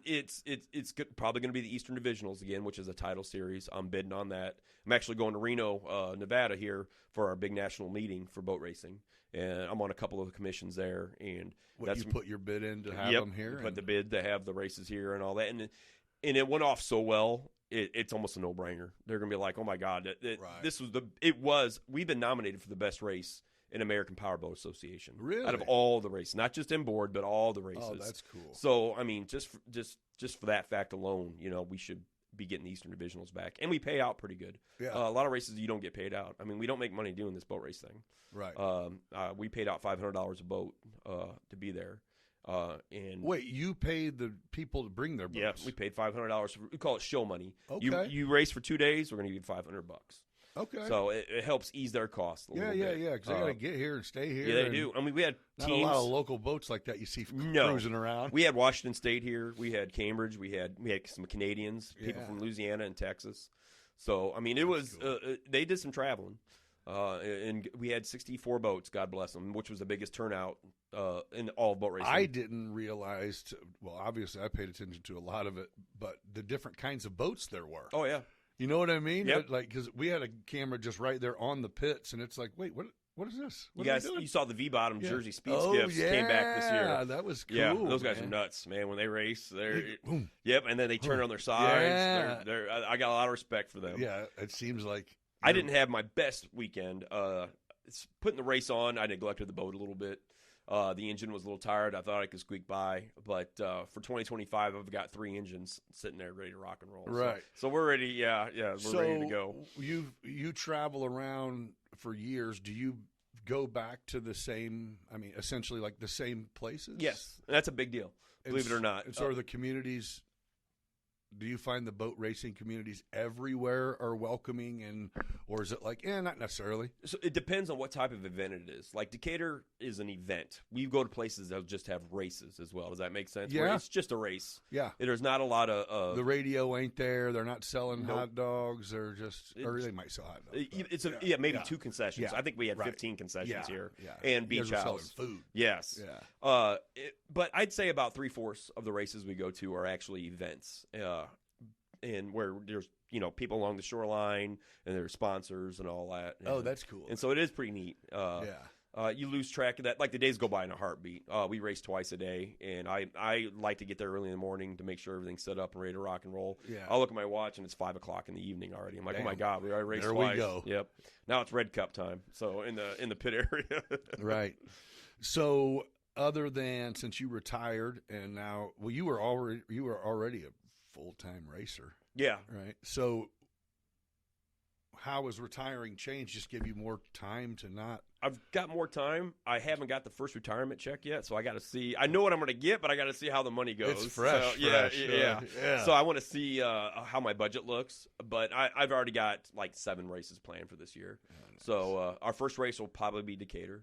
And then 2 weeks later, we're going to go to Ohio. And then I think 2 weeks later after that, we're going out to Washington State. Hell yeah. So, and then back to Cambridge, down to Ohio, Michigan, just off the top of my head. And then maybe back to New Jersey, and then back to San Diego, and then a couple more Ohio races. So, I mean, it so do you go to, do you win? I have won. Or is it like, you're not, is it point thing throughout a season? It's a high point series. Okay. Yeah. Now, you can win, like Decatur gave away trophies. Okay. But those points that you gather for that race stack up like NASCAR. So you race for a national high point championship. Yeah. So did you guys give away trophies because of the race it was, or were you like, no, I'm just trying to make it what we're doing at our race in Decatur? Kind of both, because we had Eastern Divisionals. So there's 3 races a year that are big races, Easterns, Westerns, and Nationals. Okay. You get extra points for those races. So a lot of people will go to those races because if you want to win high points, you got to get you can't just go to – if I go to 30 races, I don't get points for 30 races. I get points for my best 15 days of racing. Gotcha. Which is like 7.5 weekends. Which that's good because it means your bottom 6 are kicked out to the curb, right? Yeah. Well, so you could have a bad weekend and I need to go, pick up, a better weekend somewhere else. So it helps out a lot. But like this year, I kept having engine problems. I think I finished in the top. I don't know, I might have been top 10 out of 30, but nothing to be proud of. Is your pop still with us? Yeah, he's around. He's so how crazy? I mean, I guess he's been seeing it for a while. You racing too, but to know that he brought you as a kid just to come. Oh, he loves it. Let's just go watch some rooster tails, and now you got a boat. And he's insane, a big dude. time sentimentalist. He's like, I remember camping up on that hill back in the 70s and being down there. So it was neat. I love my old man. He's a good guy, and he helps out. We used the John boat. He had to drive, putting the buoys in and all that. And they still in Kankakee? Or he's by Kankakee. He's in a little town called Bonfield. Yeah. But he's a great guy. I get him down here. We got done hunting. We did hunting. Okay. We're waiting for some ice. We like to go ice fishing. So okay. Well, you're getting ready to do. I mean, I think that's important. As I mean, at least mentally, you've had from military to the police department, like some self-care is probably in order. So you're doing the right thing now. I'm doing projects in the house, believe it or not. And, those can be rewarding. They are very rewarding. I was like, unless they suck. No, it's just things I've been wanting to do for like 8-9 years around the house. And you're going, and being in like 12-hour shifts. We switched to 12-hour shifts at work, which I did not care for. I'm not a big 12-hour shifter. And then you 3 on? We did. So you work Friday, Saturday, Sunday, and then you're off Monday, Tuesday. Then you work Wednesday, Thursday. Then you're off Friday, Saturday, Sunday. So every other weekend. Yeah, every other weekend. Now for young kids, they love that because they're off every other weekend. But 12 hours. That's you just did nothing but work for 3 days straight. Yeah, that's it. And it is. They've done studies, and there's always statistics out there that prove you wrong and prove you right. But they say after 8 hours on the street, you're done as a police officer. Right. So 12-hour shifts, I don't think it was a very safe thing. Maybe in a younger officer, they can handle it. Yeah. But as an older officer like I was getting tired. I was just done, just whooped. But back to the projects thing, when I was still working, I couldn't get any projects done because I had to do the stuff that you normally had to do on those 2 days off. Yeah. And then I'm back to work again. You don't want to start a project and let it sit there. Yeah. 12-hour day just means you're done. You don't have an evening. No. I mean, no. You get up, go to work, go home, go to bed, get up, go to work. Yep. I get home at 5:30. We eat dinner. I'm in bed by 7:30 because I had to be at work at 5. So I was up at 3:15. Yeah. So. Yeah, that wears on you. Yeah. I have several friends that have retired, years and years, and they say, Sean, you don't chase the money. Just if you can retire. Yeah. Now I understand where they're coming from. Yeah. It's you cannot explain to somebody that's working how better it is on yourself. Well, and how crazy is it that, I mean, you're plenty young enough that if you decided, I want 3 boats. Then if you wanted to go pick up a side gig, I could. You could go, you know what I mean? You could go do whatever you wanted and I've been thinking, I don't need it. I like cooking, so I've been thinking about Bargena in Argenta. Yeah. She's looking. I know Kim very well. Yeah. Great bar. I thought about like Tuesdays is a busy night for them for some. Like let me go in there. Tuesdays and Fridays, cook. Smoking up some barbecue and a bag of chips, something simple. That's great. So that's on the burner a little bit. On the back burner, but it's still there. Well, because it's still you go. I mean, I'm not. Being off work means you're spending money. Yeah, I got to watch out for that. Yeah, it's not like I'm just gonna sit here. I would normally be off. Like, no, you're exactly. not. Yeah. I got to stay away from Amazon. I can tell you that right now. Shit, especially Christmas season. It's tough not to order stuff for the family and all that. Dude, but I'd need to actually. I probably need to get on that because we're getting. It's already today the 9th. 2 weeks. I know, it's crazy. When we were kids, Christmas took forever to get here. Dude, the years just fly. Yeah, I'm like it's tax season again. Oh yeah, you're right. Yeah, so I gotta deal with that now too. Yeah. But no, I retired October 7th, and that's 2 months, and Okay. it's flown by in a heartbeat. Oh, so you're like, I don't know what it's like. I feel like I've been busier, but I don't mind how busy I am. That's awesome. It's It's fun stuff that I'm doing around the house, working on stuff. I got an old Ford tractor I've been playing with. I burn wood in the wintertime, so I can split wood easier. I don't have to worry about it. You have some land, or do you live in town? I live in town. I got an acre property. Okay. And, you got a big yard. Yeah. Big yard, plenty big. Yep. Yeah. And then we had a little. My pup passed away. I had a 13-year-old lab that he passed away, and it was a slow downhill on him, so I had to deal with that. I shouldn't say deal with it. I was there for him for his last week. Yeah. So and that takes the toll on you a little bit. Oh, but, dude, I like my dogs more than I like most. Oh yeah, people. yeah. Most people. I tell people that about the job, I'll shoot a human before I shoot a dog, because Right. that dog don't know any better. Right. Yeah, a human knows better. You heard me. If I got to, if you're causing me to have to draw down on you, that poor dog doesn't know any better. Yeah. So. Oh, I hate that. Yeah, Yep. that's rough. But now, once you get past the Christmas season, like I said, every day's therapy for me. Though I can go fishing whenever I want. I can, I can sit around the house, do nothing. She don't like it, the girlfriend. Are you busybody, or can you actually just say, you know what, I'm going to sit on the porch. It's nice this morning. I've done that. I'll wake up like at 8 in the morning because I can do that now. And I'm like, you know what? I ain't got nothing planned. I'm going to go smell the smells, see the sights. But sometimes I'll like start cleaning something, and next thing I know, I've got 5 cabinet drawers open and the door's off. I'm scrubbing cabinets, but I don't mind that stuff. And it makes my house better. So do you and your girlfriend, do you guys live together? Yeah, we live together. Oh, yeah. So she's like, on those days, go for it. Be retired. Oh, clean Saturday the shit and out of Sunday. this place. Saturday and Sunday are her days, so I have to do stuff on her days. So. Yeah. I'm not saying there's resentment there, but I can tell. Oh, yeah. She's like, "What'd you do today?" I'm like, "Nothing." She's Yeah. like, "Really?" I'm like, "I'm retired. I've earned this." Or I'll have a drink on an idle Tuesday afternoon. It's only been 2 months. Yeah. Like, are you drinking? I'm like, it's Tuesday. Yeah. There's nothing to do on Tuesday. That's why I'm drinking. Yeah, that's why I'm having a drink. Yeah. I made it past noon. We're all right. Yeah, I drank yesterday because there was football. I'm drinking today because there's not. And my buddy who retired back in the spring, he gave me some good advice. He's like, Sean, you're going to get up in the morning. You're going to knock your projects out for the day. He said, don't take that drink at noon because, like, just pace yourself. He's like, because you're like, well, I'm done everything I was going to do for the day. Wait till 4. Might as well start my evening at 11:30 this morning. Yeah. See, my buddy's he bought a 4-wheeler, a used one, and he brought it over, and I've been working on that for him just to get it ready for him. Okay. So that's, it's little projects that just pop up like that. Yeah, that's like, good. Like be tomorrow, able to do them. Yeah, and I like doing it. I got a big enough garage. I got the tools. Yeah. And I got YouTube and Google to figure out some things. So no shit. So do you regret your like, if you could redo it, would you still go into law enforcement like you did, or is it like, now that I know what I got myself into, I don't know if you thought you were going to be able to help, and really it ended up being where, like, no, I just had a job. I helped where I could. It turned into that. See, that's what's weird. If you would have asked me that at my 15-year mark, I'd be like, I probably would have done this job over again. But after 2020 and COVID and George Floyd and what's happened in Illinois over the last 5 years, man, it'd be a tough. You never remember how you came in. You always remember how you went out. Yeah. And it's in the way I went out with all that, it's tough to say. It's still a very noble job. It's just not, it's when I got hired on, I was on a list of 16 people, and I think 400 applied. Now you can't get 40 people to apply for the job. There's just nobody wants to be a police officer right now, and it's tough. And we're doing a lot more with a lot less officers. Just because it's not popular? It's not popular, and it's just scary? Well, we make good money in Decatur. Don't get me wrong, Decatur officers make good money, but so are everybody else now too. And Illinois' got a horrible pension problem. I don't have a horrible pension problem, but they're, the governor and all that, and they're so far in debt with the pension and everything. Right. And something bad's going to happen. When I say bad, they're going to have to fix that one way or another.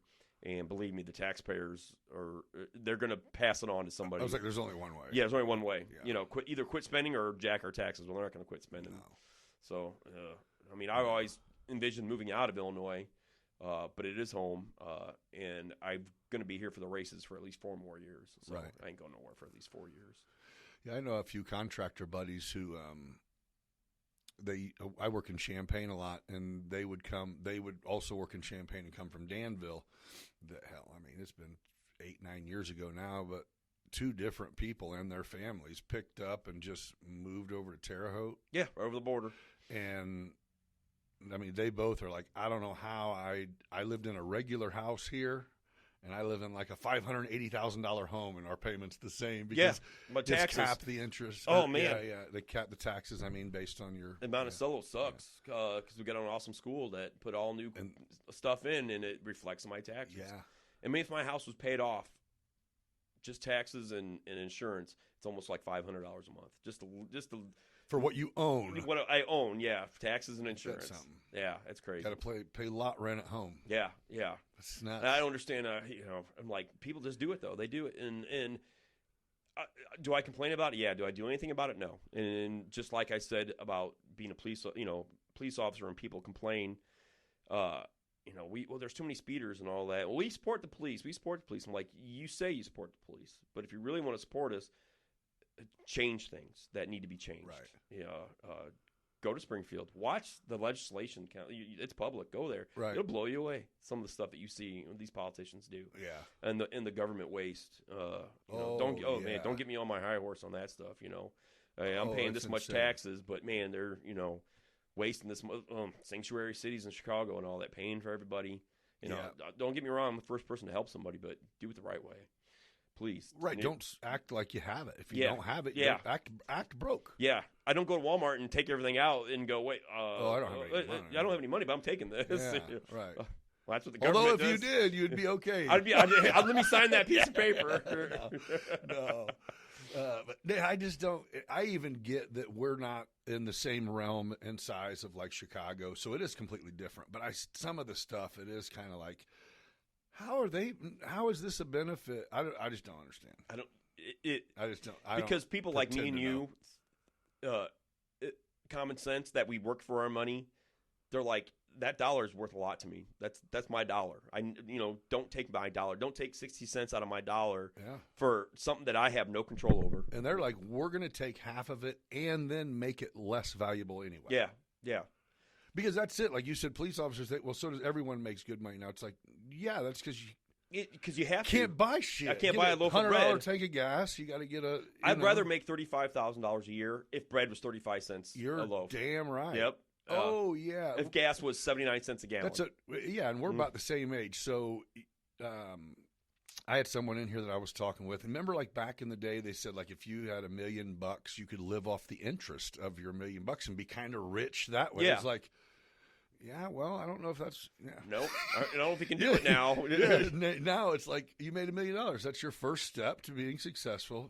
You're going to lose that, though. Yeah. Don't get sick. Don't break a leg. Don't have nothing bad happen. Right. Yeah. And that's right. Everything's expensive. And I see that, and I try to instill that in my daughters. And it's tough because they're young and they're invincible, and they're because believe it or not, when I retired, I got them off my insurance. One thing, they're almost too old to be on my insurance anymore. So now they're like, oh crap, we need insurance. So it's causing them to grow up a little bit. So, and I didn't mind paying for their insurance at all. I thought it was my duty as a father to do it, and I like doing it. But now my oldest one's 25. She can only take it till she was 26. Yep.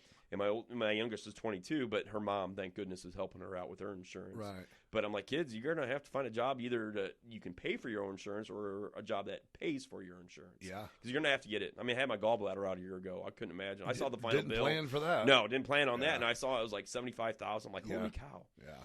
I did this. I had a back surgery years ago, and I remember when the bill came, or you get all the breakdown of everything, and it was like, holy, what? Yeah. Thank you. Blue Cross, I appreciate you. I got like 3 bills from the anesthesiologist. I'm like, why do I have 3 bills? Yeah. Well, one's for the doctor, one's for the room. I'm like, no wonder our insurance is through the roof. It should be like McDonald's, like heart surgery right there. I'll take $5.99. It is. I mean, it is worth. Well, I know people who, and you probably do too, who have. I mean, even self-employed guys who don't need the extra money, but will encourage their wife to go get a shit job that has insurance. Yeah, just to have the insurance. Like, we don't really need your check. You can have it. A lot of officers that retire will get a job, not a police officer job, just for their insurance, just to pay for their insurance. Yeah. If I can, that was one of my goals to retire, was like, if I can find a job to make about $1,000 a month, which ain't that much, but that'll pay for my insurance and my taxes. Yeah, just make it so. Yeah, like between 1,000 and 15. It ain't gonna keep you busy. So but I like waking up, not knowing I don't have to go somewhere. Oh, that's great. That is. Especially, it's nice to know it whenever you don't have one foot in the grave like most people do whenever they decide to hang it up. Yeah, some people work till they're 60 or 70. Yeah, and I'm like, man, well, I can retire. I'm happy, but you're in a walker. Yeah. You can't do nothing. That's it. Right when my pops retired, it was like he went from all good. I mean, all good, everything good. Contractor, and would go to work on, he didn't just sit in the office, and he retired that whole next 9 months. It was in the hospital, damn near lost him. But shit, however it worked out, he ended up pulling out of it, and he's healthy as can be now and has been for 4 or 5 years. But it was like, dude, you almost did what we said don't do. Yeah, exactly. Retired and then died. Yeah, he's like, Yeah. What was funny is, so when he came out and got back kind of normal, because my lightning protection company I bought from him, and my mom reaches out. I think maybe he was like, maybe a little bit from the health thing and from not working after working forever, maybe a little depressed. Yeah. You know what I mean? I think she was still working, so he didn't, he wasn't feeling the home alone, but he don't have an office anymore. You don't have shit to do. There's no. Yeah. I have no responsibilities. What am I supposed to do? And so it started wearing on him. I think my mom's like, hey, why don't you, are you able to still like let him roll with you to like job site? I'm like, fucking right. Matter of fact, he can do the job of someone I'm paying $80 an hour. So just stand here. Yeah. And they'll let him do it. And he came like one day. It's got to be his idea though, right? Yeah. He came one day and he's like, man, on the way home, he's like, do you need me? And I'm like, what do you mean? And he's like, do you need me over here? Like, and I go, sure. And he goes, oh, okay. I'm like, wait, no. Wait. What do you want? You want to go fishing tomorrow? Yeah, Is that it? Do you want to not? And he goes, yeah, I think I retired because I'm done. I go, oh, say no more. Yeah. Yeah. You don't want to make him feel bad. Yeah, like, do you need me? Of course I need you, Dad. Like, oh. Well, I'm like, oh. Fuck, yeah. But I'm going, we went to the old diner we used to go to for lunch. And he's like, yeah, I don't know about all this work shit. Yeah, I'm like, wow. Yeah. Okay, fair enough. Yeah, Mom, he's retired. Yeah, he's done. He tried. Yeah. He's done. Yeah, he decided that. He's like, wait, we work for money. I don't really even need your money, dude. So can I go home? Like, I don't know why I'm even asking I don't know who told you to take me here, but yeah. That was funny, though. But, yeah, it's crazy, though. I mean, you got older, or your kids are growing up now, too, so you see it.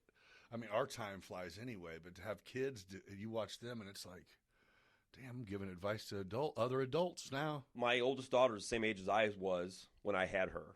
Okay. So I'm like, and I'm like, don't be making me no grandpa yet. I ain't quite ready for that. Yeah. She's like, I'm not having any kids. I'm like, okay, well, that's fine. Yeah, we'll deal with that. Yeah, we'll deal with that later. But no, they're both good kids. I'm very proud of them both.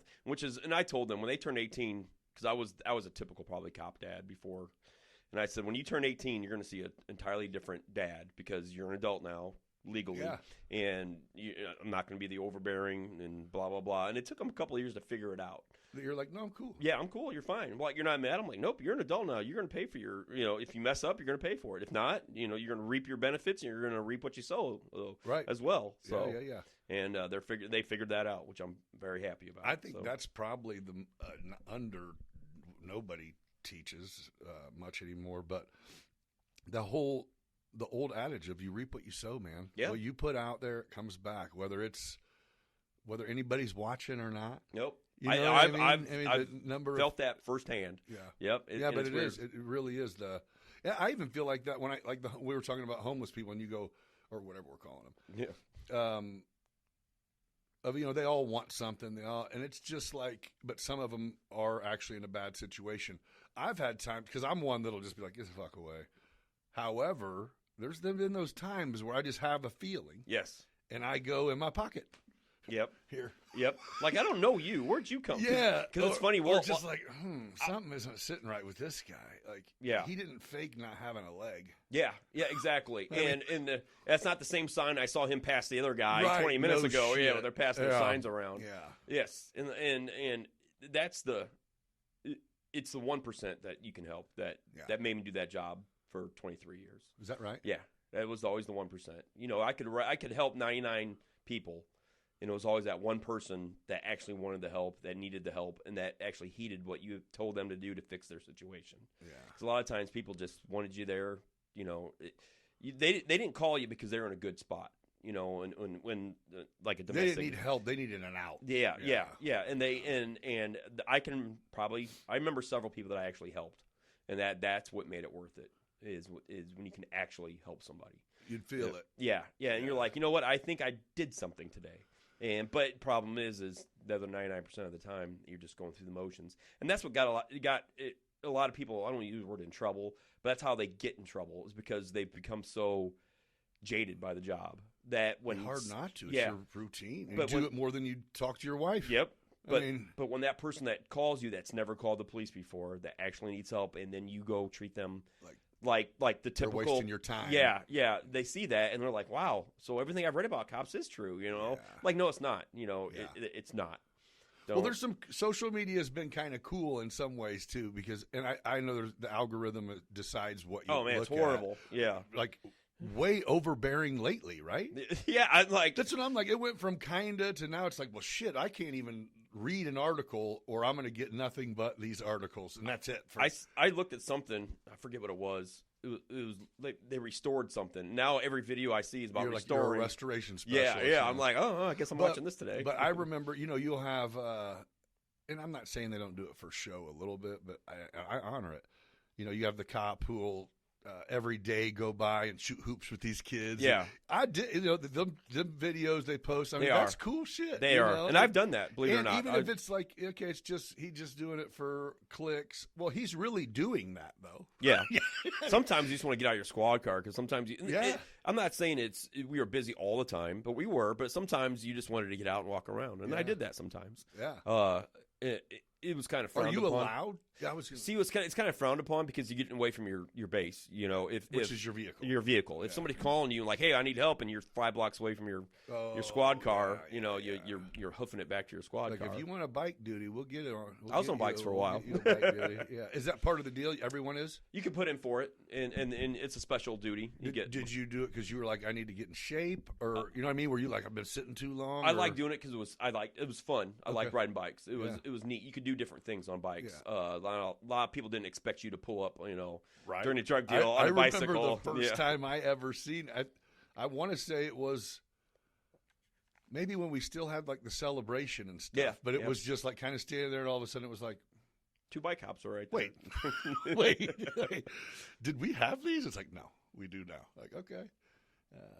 Yeah, buddy, I played softball with. He rode up on one. I'm like, is that a costume? Because I don't think we have bike cops. White T-shirts, little black shorts. Yeah. Yep. Yeah, is that a costume? No, that's cool. So I want to ask about something, and if you don't want to talk about it, that's sure. Okay. Which it's a current deal that's going on is the Sonia Massey deal. Is that the Springfield deal? I think it was a sheriff or Sangamon. I don't know what he was, but a young fella, police officer, shot that lady in her house. When she had the pan of water and all that. Yeah, bad situation all the way around. My number one thing is when I was a police officer, ask the person, what can I do for you? Yeah.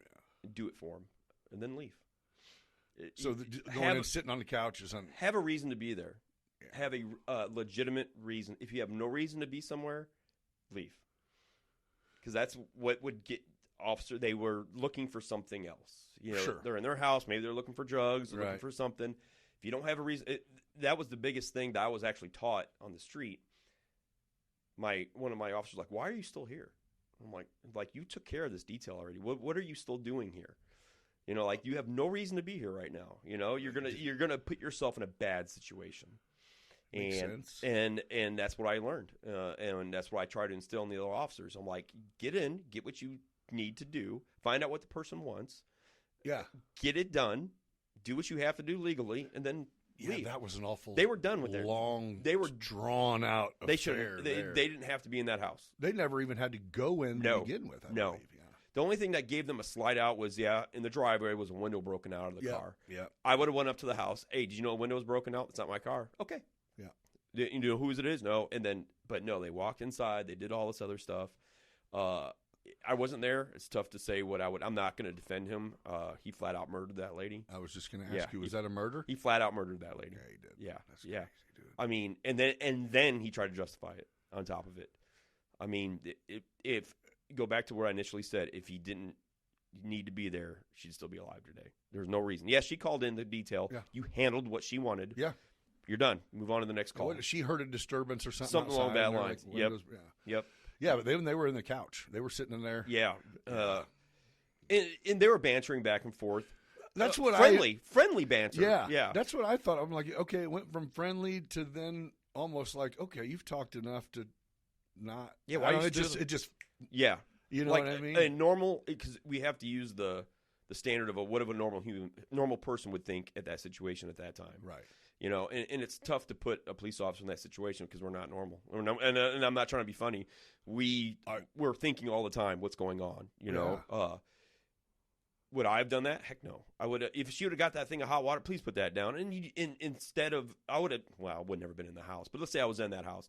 Back, like, hey, get it. You know, you can walk away. Yeah, let me get out of the water range. Yeah, let me get out. You can walk away. Instead, he walked forward. He put himself in a bad situation, and then he reacted to that bad situation. But it's like, did you forget you have a camera on? Not that that would have made it right. Yeah. But golly, bro, you were. There was nothing right in that situation. That's what I'm saying. It was nothing. Like you were just looking for a reason. Even the back, and I feel sorry for his backup officer because he knew he was in a shit show. Oh yeah, you know when he said something to him, and dude's just like, I'm gonna try to help her. That's a headshot. You ain't gonna help her. I'm like, oh my god, man. I mean, have some. You don't have sympathy, but have some empathy at least. You know, you just. It's a bad. You just created a shit show. It got in. I don't know how old he was, but he seemed like a younger. I think he was younger. I don't want to say how young. I can't remember his age. I don't even remember his name. To tell you the truth. Me neither. But they didn't need to be there. She wasn't a threat to anybody. I know that's so and weird. She was by herself. And I think they knew she had some mental health issues. And unfortunately, we deal with a lot of people who have mental health issues that we shouldn't be dealing with. When I mean that means like. They call us when somebody's having a mental health crisis. Right. We should be the last people they're calling for a mental health crisis. Yeah. Now, if they're harmed to themselves, they got a knife. Yes, please call us. But hey, my boyfriend just did some meth and he's bouncing off the walls. We're there to fix something in a police way. This is not a police matter right now. Yeah. And we're still stuck in that. And I disagreed with a lot of that stuff that we had to do because we were the last resort. And when you make us the last resort, we think we have to do something. Right. And when we think we have to do something, we're going to do something. And thank goodness in my career it was always right, you know, or at least I thought it was right. And no one argued it enough for yeah. And until it's not right, until you shoot somebody, you know, and then now you've just ruined not only your life, definitely her life, her family's life. You know, you ruined your life, your family's life. You know, there's a lot of people that suffered. And no more, you know, including her. She's the worst one out of all. She suffered. I mean, she got shot. Horrible. It should have never happened. Never happened. I mean, that's there. Well, I only brought that up because like I think he's in our county jail. I think I read something. I try to stay off the news, especially local news. But I thought they brought him over to our county jail. Yeah, that's why I had asked the CO that was in here. I'm like, if you don't want to talk about it, he's like, fuck that guy. Yeah. Like, well, it's funny. The Safety Act, I think, is going to help him because I think part of the Safety Act might get him released or have to have a bond or a bail amount, so he might be able to bail out. I don't know. I haven't, like I said, I haven't kept up on that. He better have a big bag of money to grab and run to wherever you run. I was going to say because I'm surprised wherever don't bring you back. I'm surprised he hasn't pled it out yet. Tell you the truth. Yeah. I mean, what are you going to say? Yeah. There's no. You don't even need a lawyer. No, I'm like I could try that case. I'm like just watch the video. Yeah. Please explain to me why you did this. Well, she's going to throw hot water on me. Well, why were you there? I don't think I think that had to be one of those. But as a police officer, do you think in your mind, are you like, I mean, like you can't really break the law when you're in uniform? I mean, obviously you can't kill people. So it was funny when you're in the police academy, they said the most fear that you'll ever have is fear of getting in trouble for either doing your job wrong or doing something wrong. And that's always weighing in the back of your mind. I've done something wrong in my job and I've gotten in trouble for it. It's just that you don't want to police officers don't want to be wrong. Right. In the eyes of because we are, there's a magnifying glass on yes, it. and you call us to be right. I don't know what to do. I'm calling you because I need something. I'm the answer. Yeah, and we're supposed to give them that answer. Yeah. And sometimes you don't give them the right answer, or you don't act the way you're supposed to act. Yeah. You condescend, or you've been working 11 and a half hours and you get dispatched, makes you mad because they sent you to one more call and you're trying to go home. And that person that's called doesn't know that. They want that service. Yeah. They want that 7 a.m. officer that's fresh and had their cup of coffee and not ready to go home. And that's it. I liken it to the Space Shuttle Challenger. It wasn't one major thing that destroyed that whole spaceship. It was a bunch of little things. But so currently, do you think that they're even? You just sat here and picked apart that situation there perfectly, as far as even from an officer standpoint. Do you think that there's just not a lot of training because there's not a list of people trying to get in, or is it more like you'll come in and you haven't been arrested before? Come on. So there's training. Problem is they're putting so much on our shoulders now. It's impossible to keep up with everything. Right. So we used to have like law classes like once a year where the lawyer would come in and talk to us. It's gotten to it makes sense. So the law you're enforcing rather than just going. Yeah, or the changes. Now it's a flyer. Now it's something. It's a PDF file on our computer. It's an email. Yeah, it is literally. It was an email. Yeah. I'm like, well, does the state say we got the training? Yeah. I did 8 hours of that, where it took me 35 minutes to click through this PowerPoint and click on yes.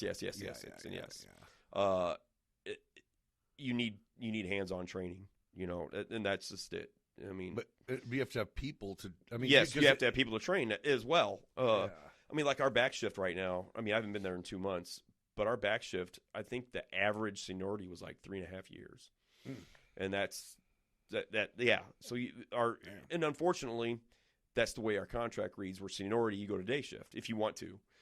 Believe me, I didn't want to go back to the back shift, but you lose your wisdom, you lose your experience when officers leave the back shift and go to the front shift. Now you're overloaded with it on day shift. Everybody, has the wisdom of 15 plus years of an officer, but now on the back shift, you've got, some 3.5 years, and you don't know shit in 3.5 years. Right.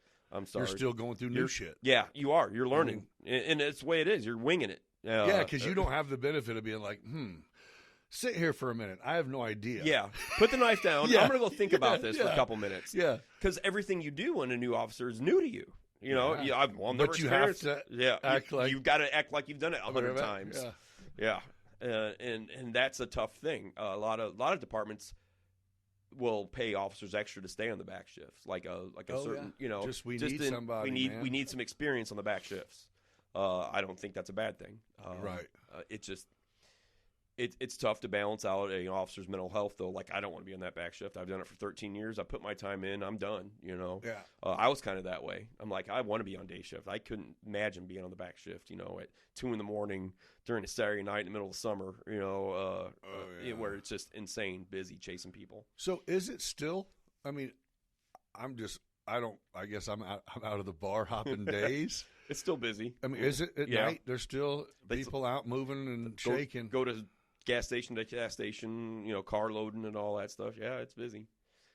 It's not as bad. I don't think as bad as it used to be. It used to be like individual bars. Now they just drive around and do like street parties and all that stuff. So, different generation. Yeah, a definitely different generation. Well, unfortunately, is the text messages, and I can have 500 people at the corner of Jasper and Wood in 20 minutes. Crazy. Yeah. Just say, hey, we're all going down there and partying. Yeah. So it's a lot different. I used to like the old grain silo parties, man, but there was only 5 trucks. Yeah, exactly. Now it's, guns are everywhere. They've always been everywhere, but you hear a lot about it more just because of social media now.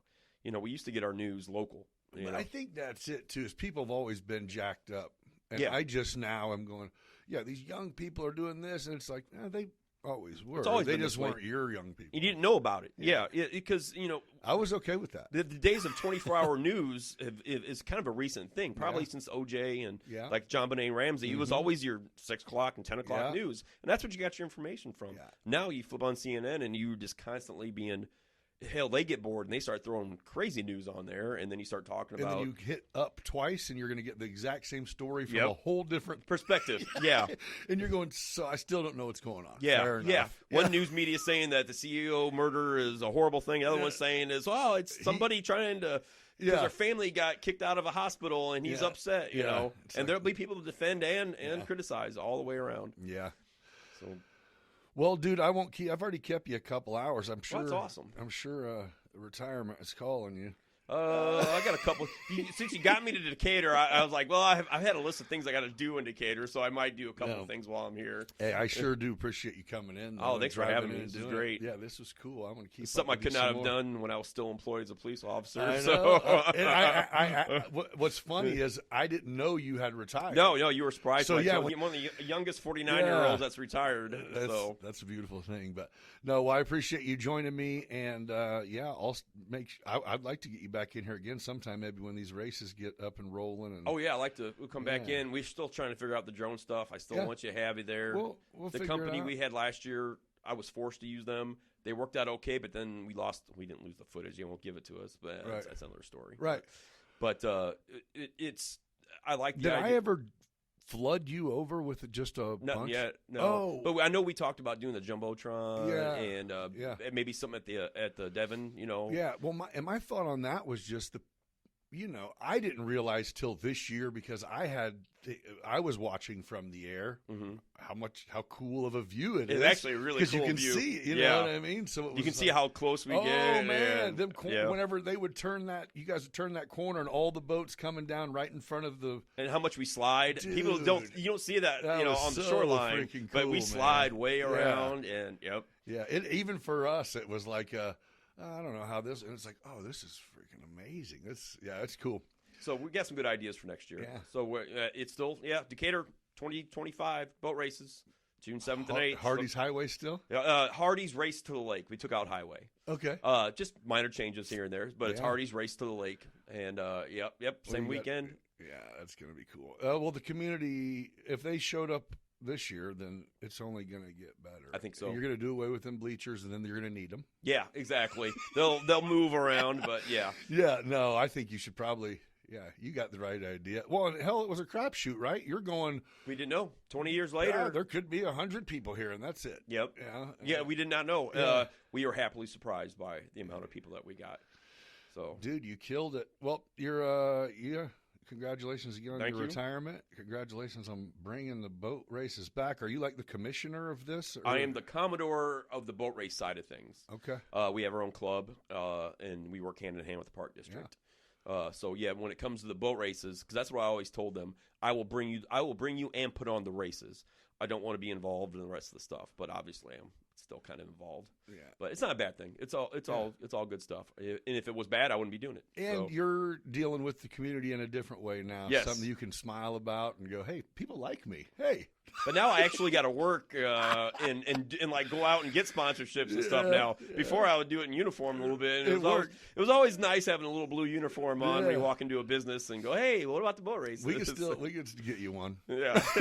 yeah. I still have one. Yeah. So yeah. But no. All right. Well, we'll wrap up here. Hey, thanks everybody for joining us. We'll catch you on the next one. Thanks for having me. Getting intimate, may even get your heart filled. Meeting the legends, those raw and real.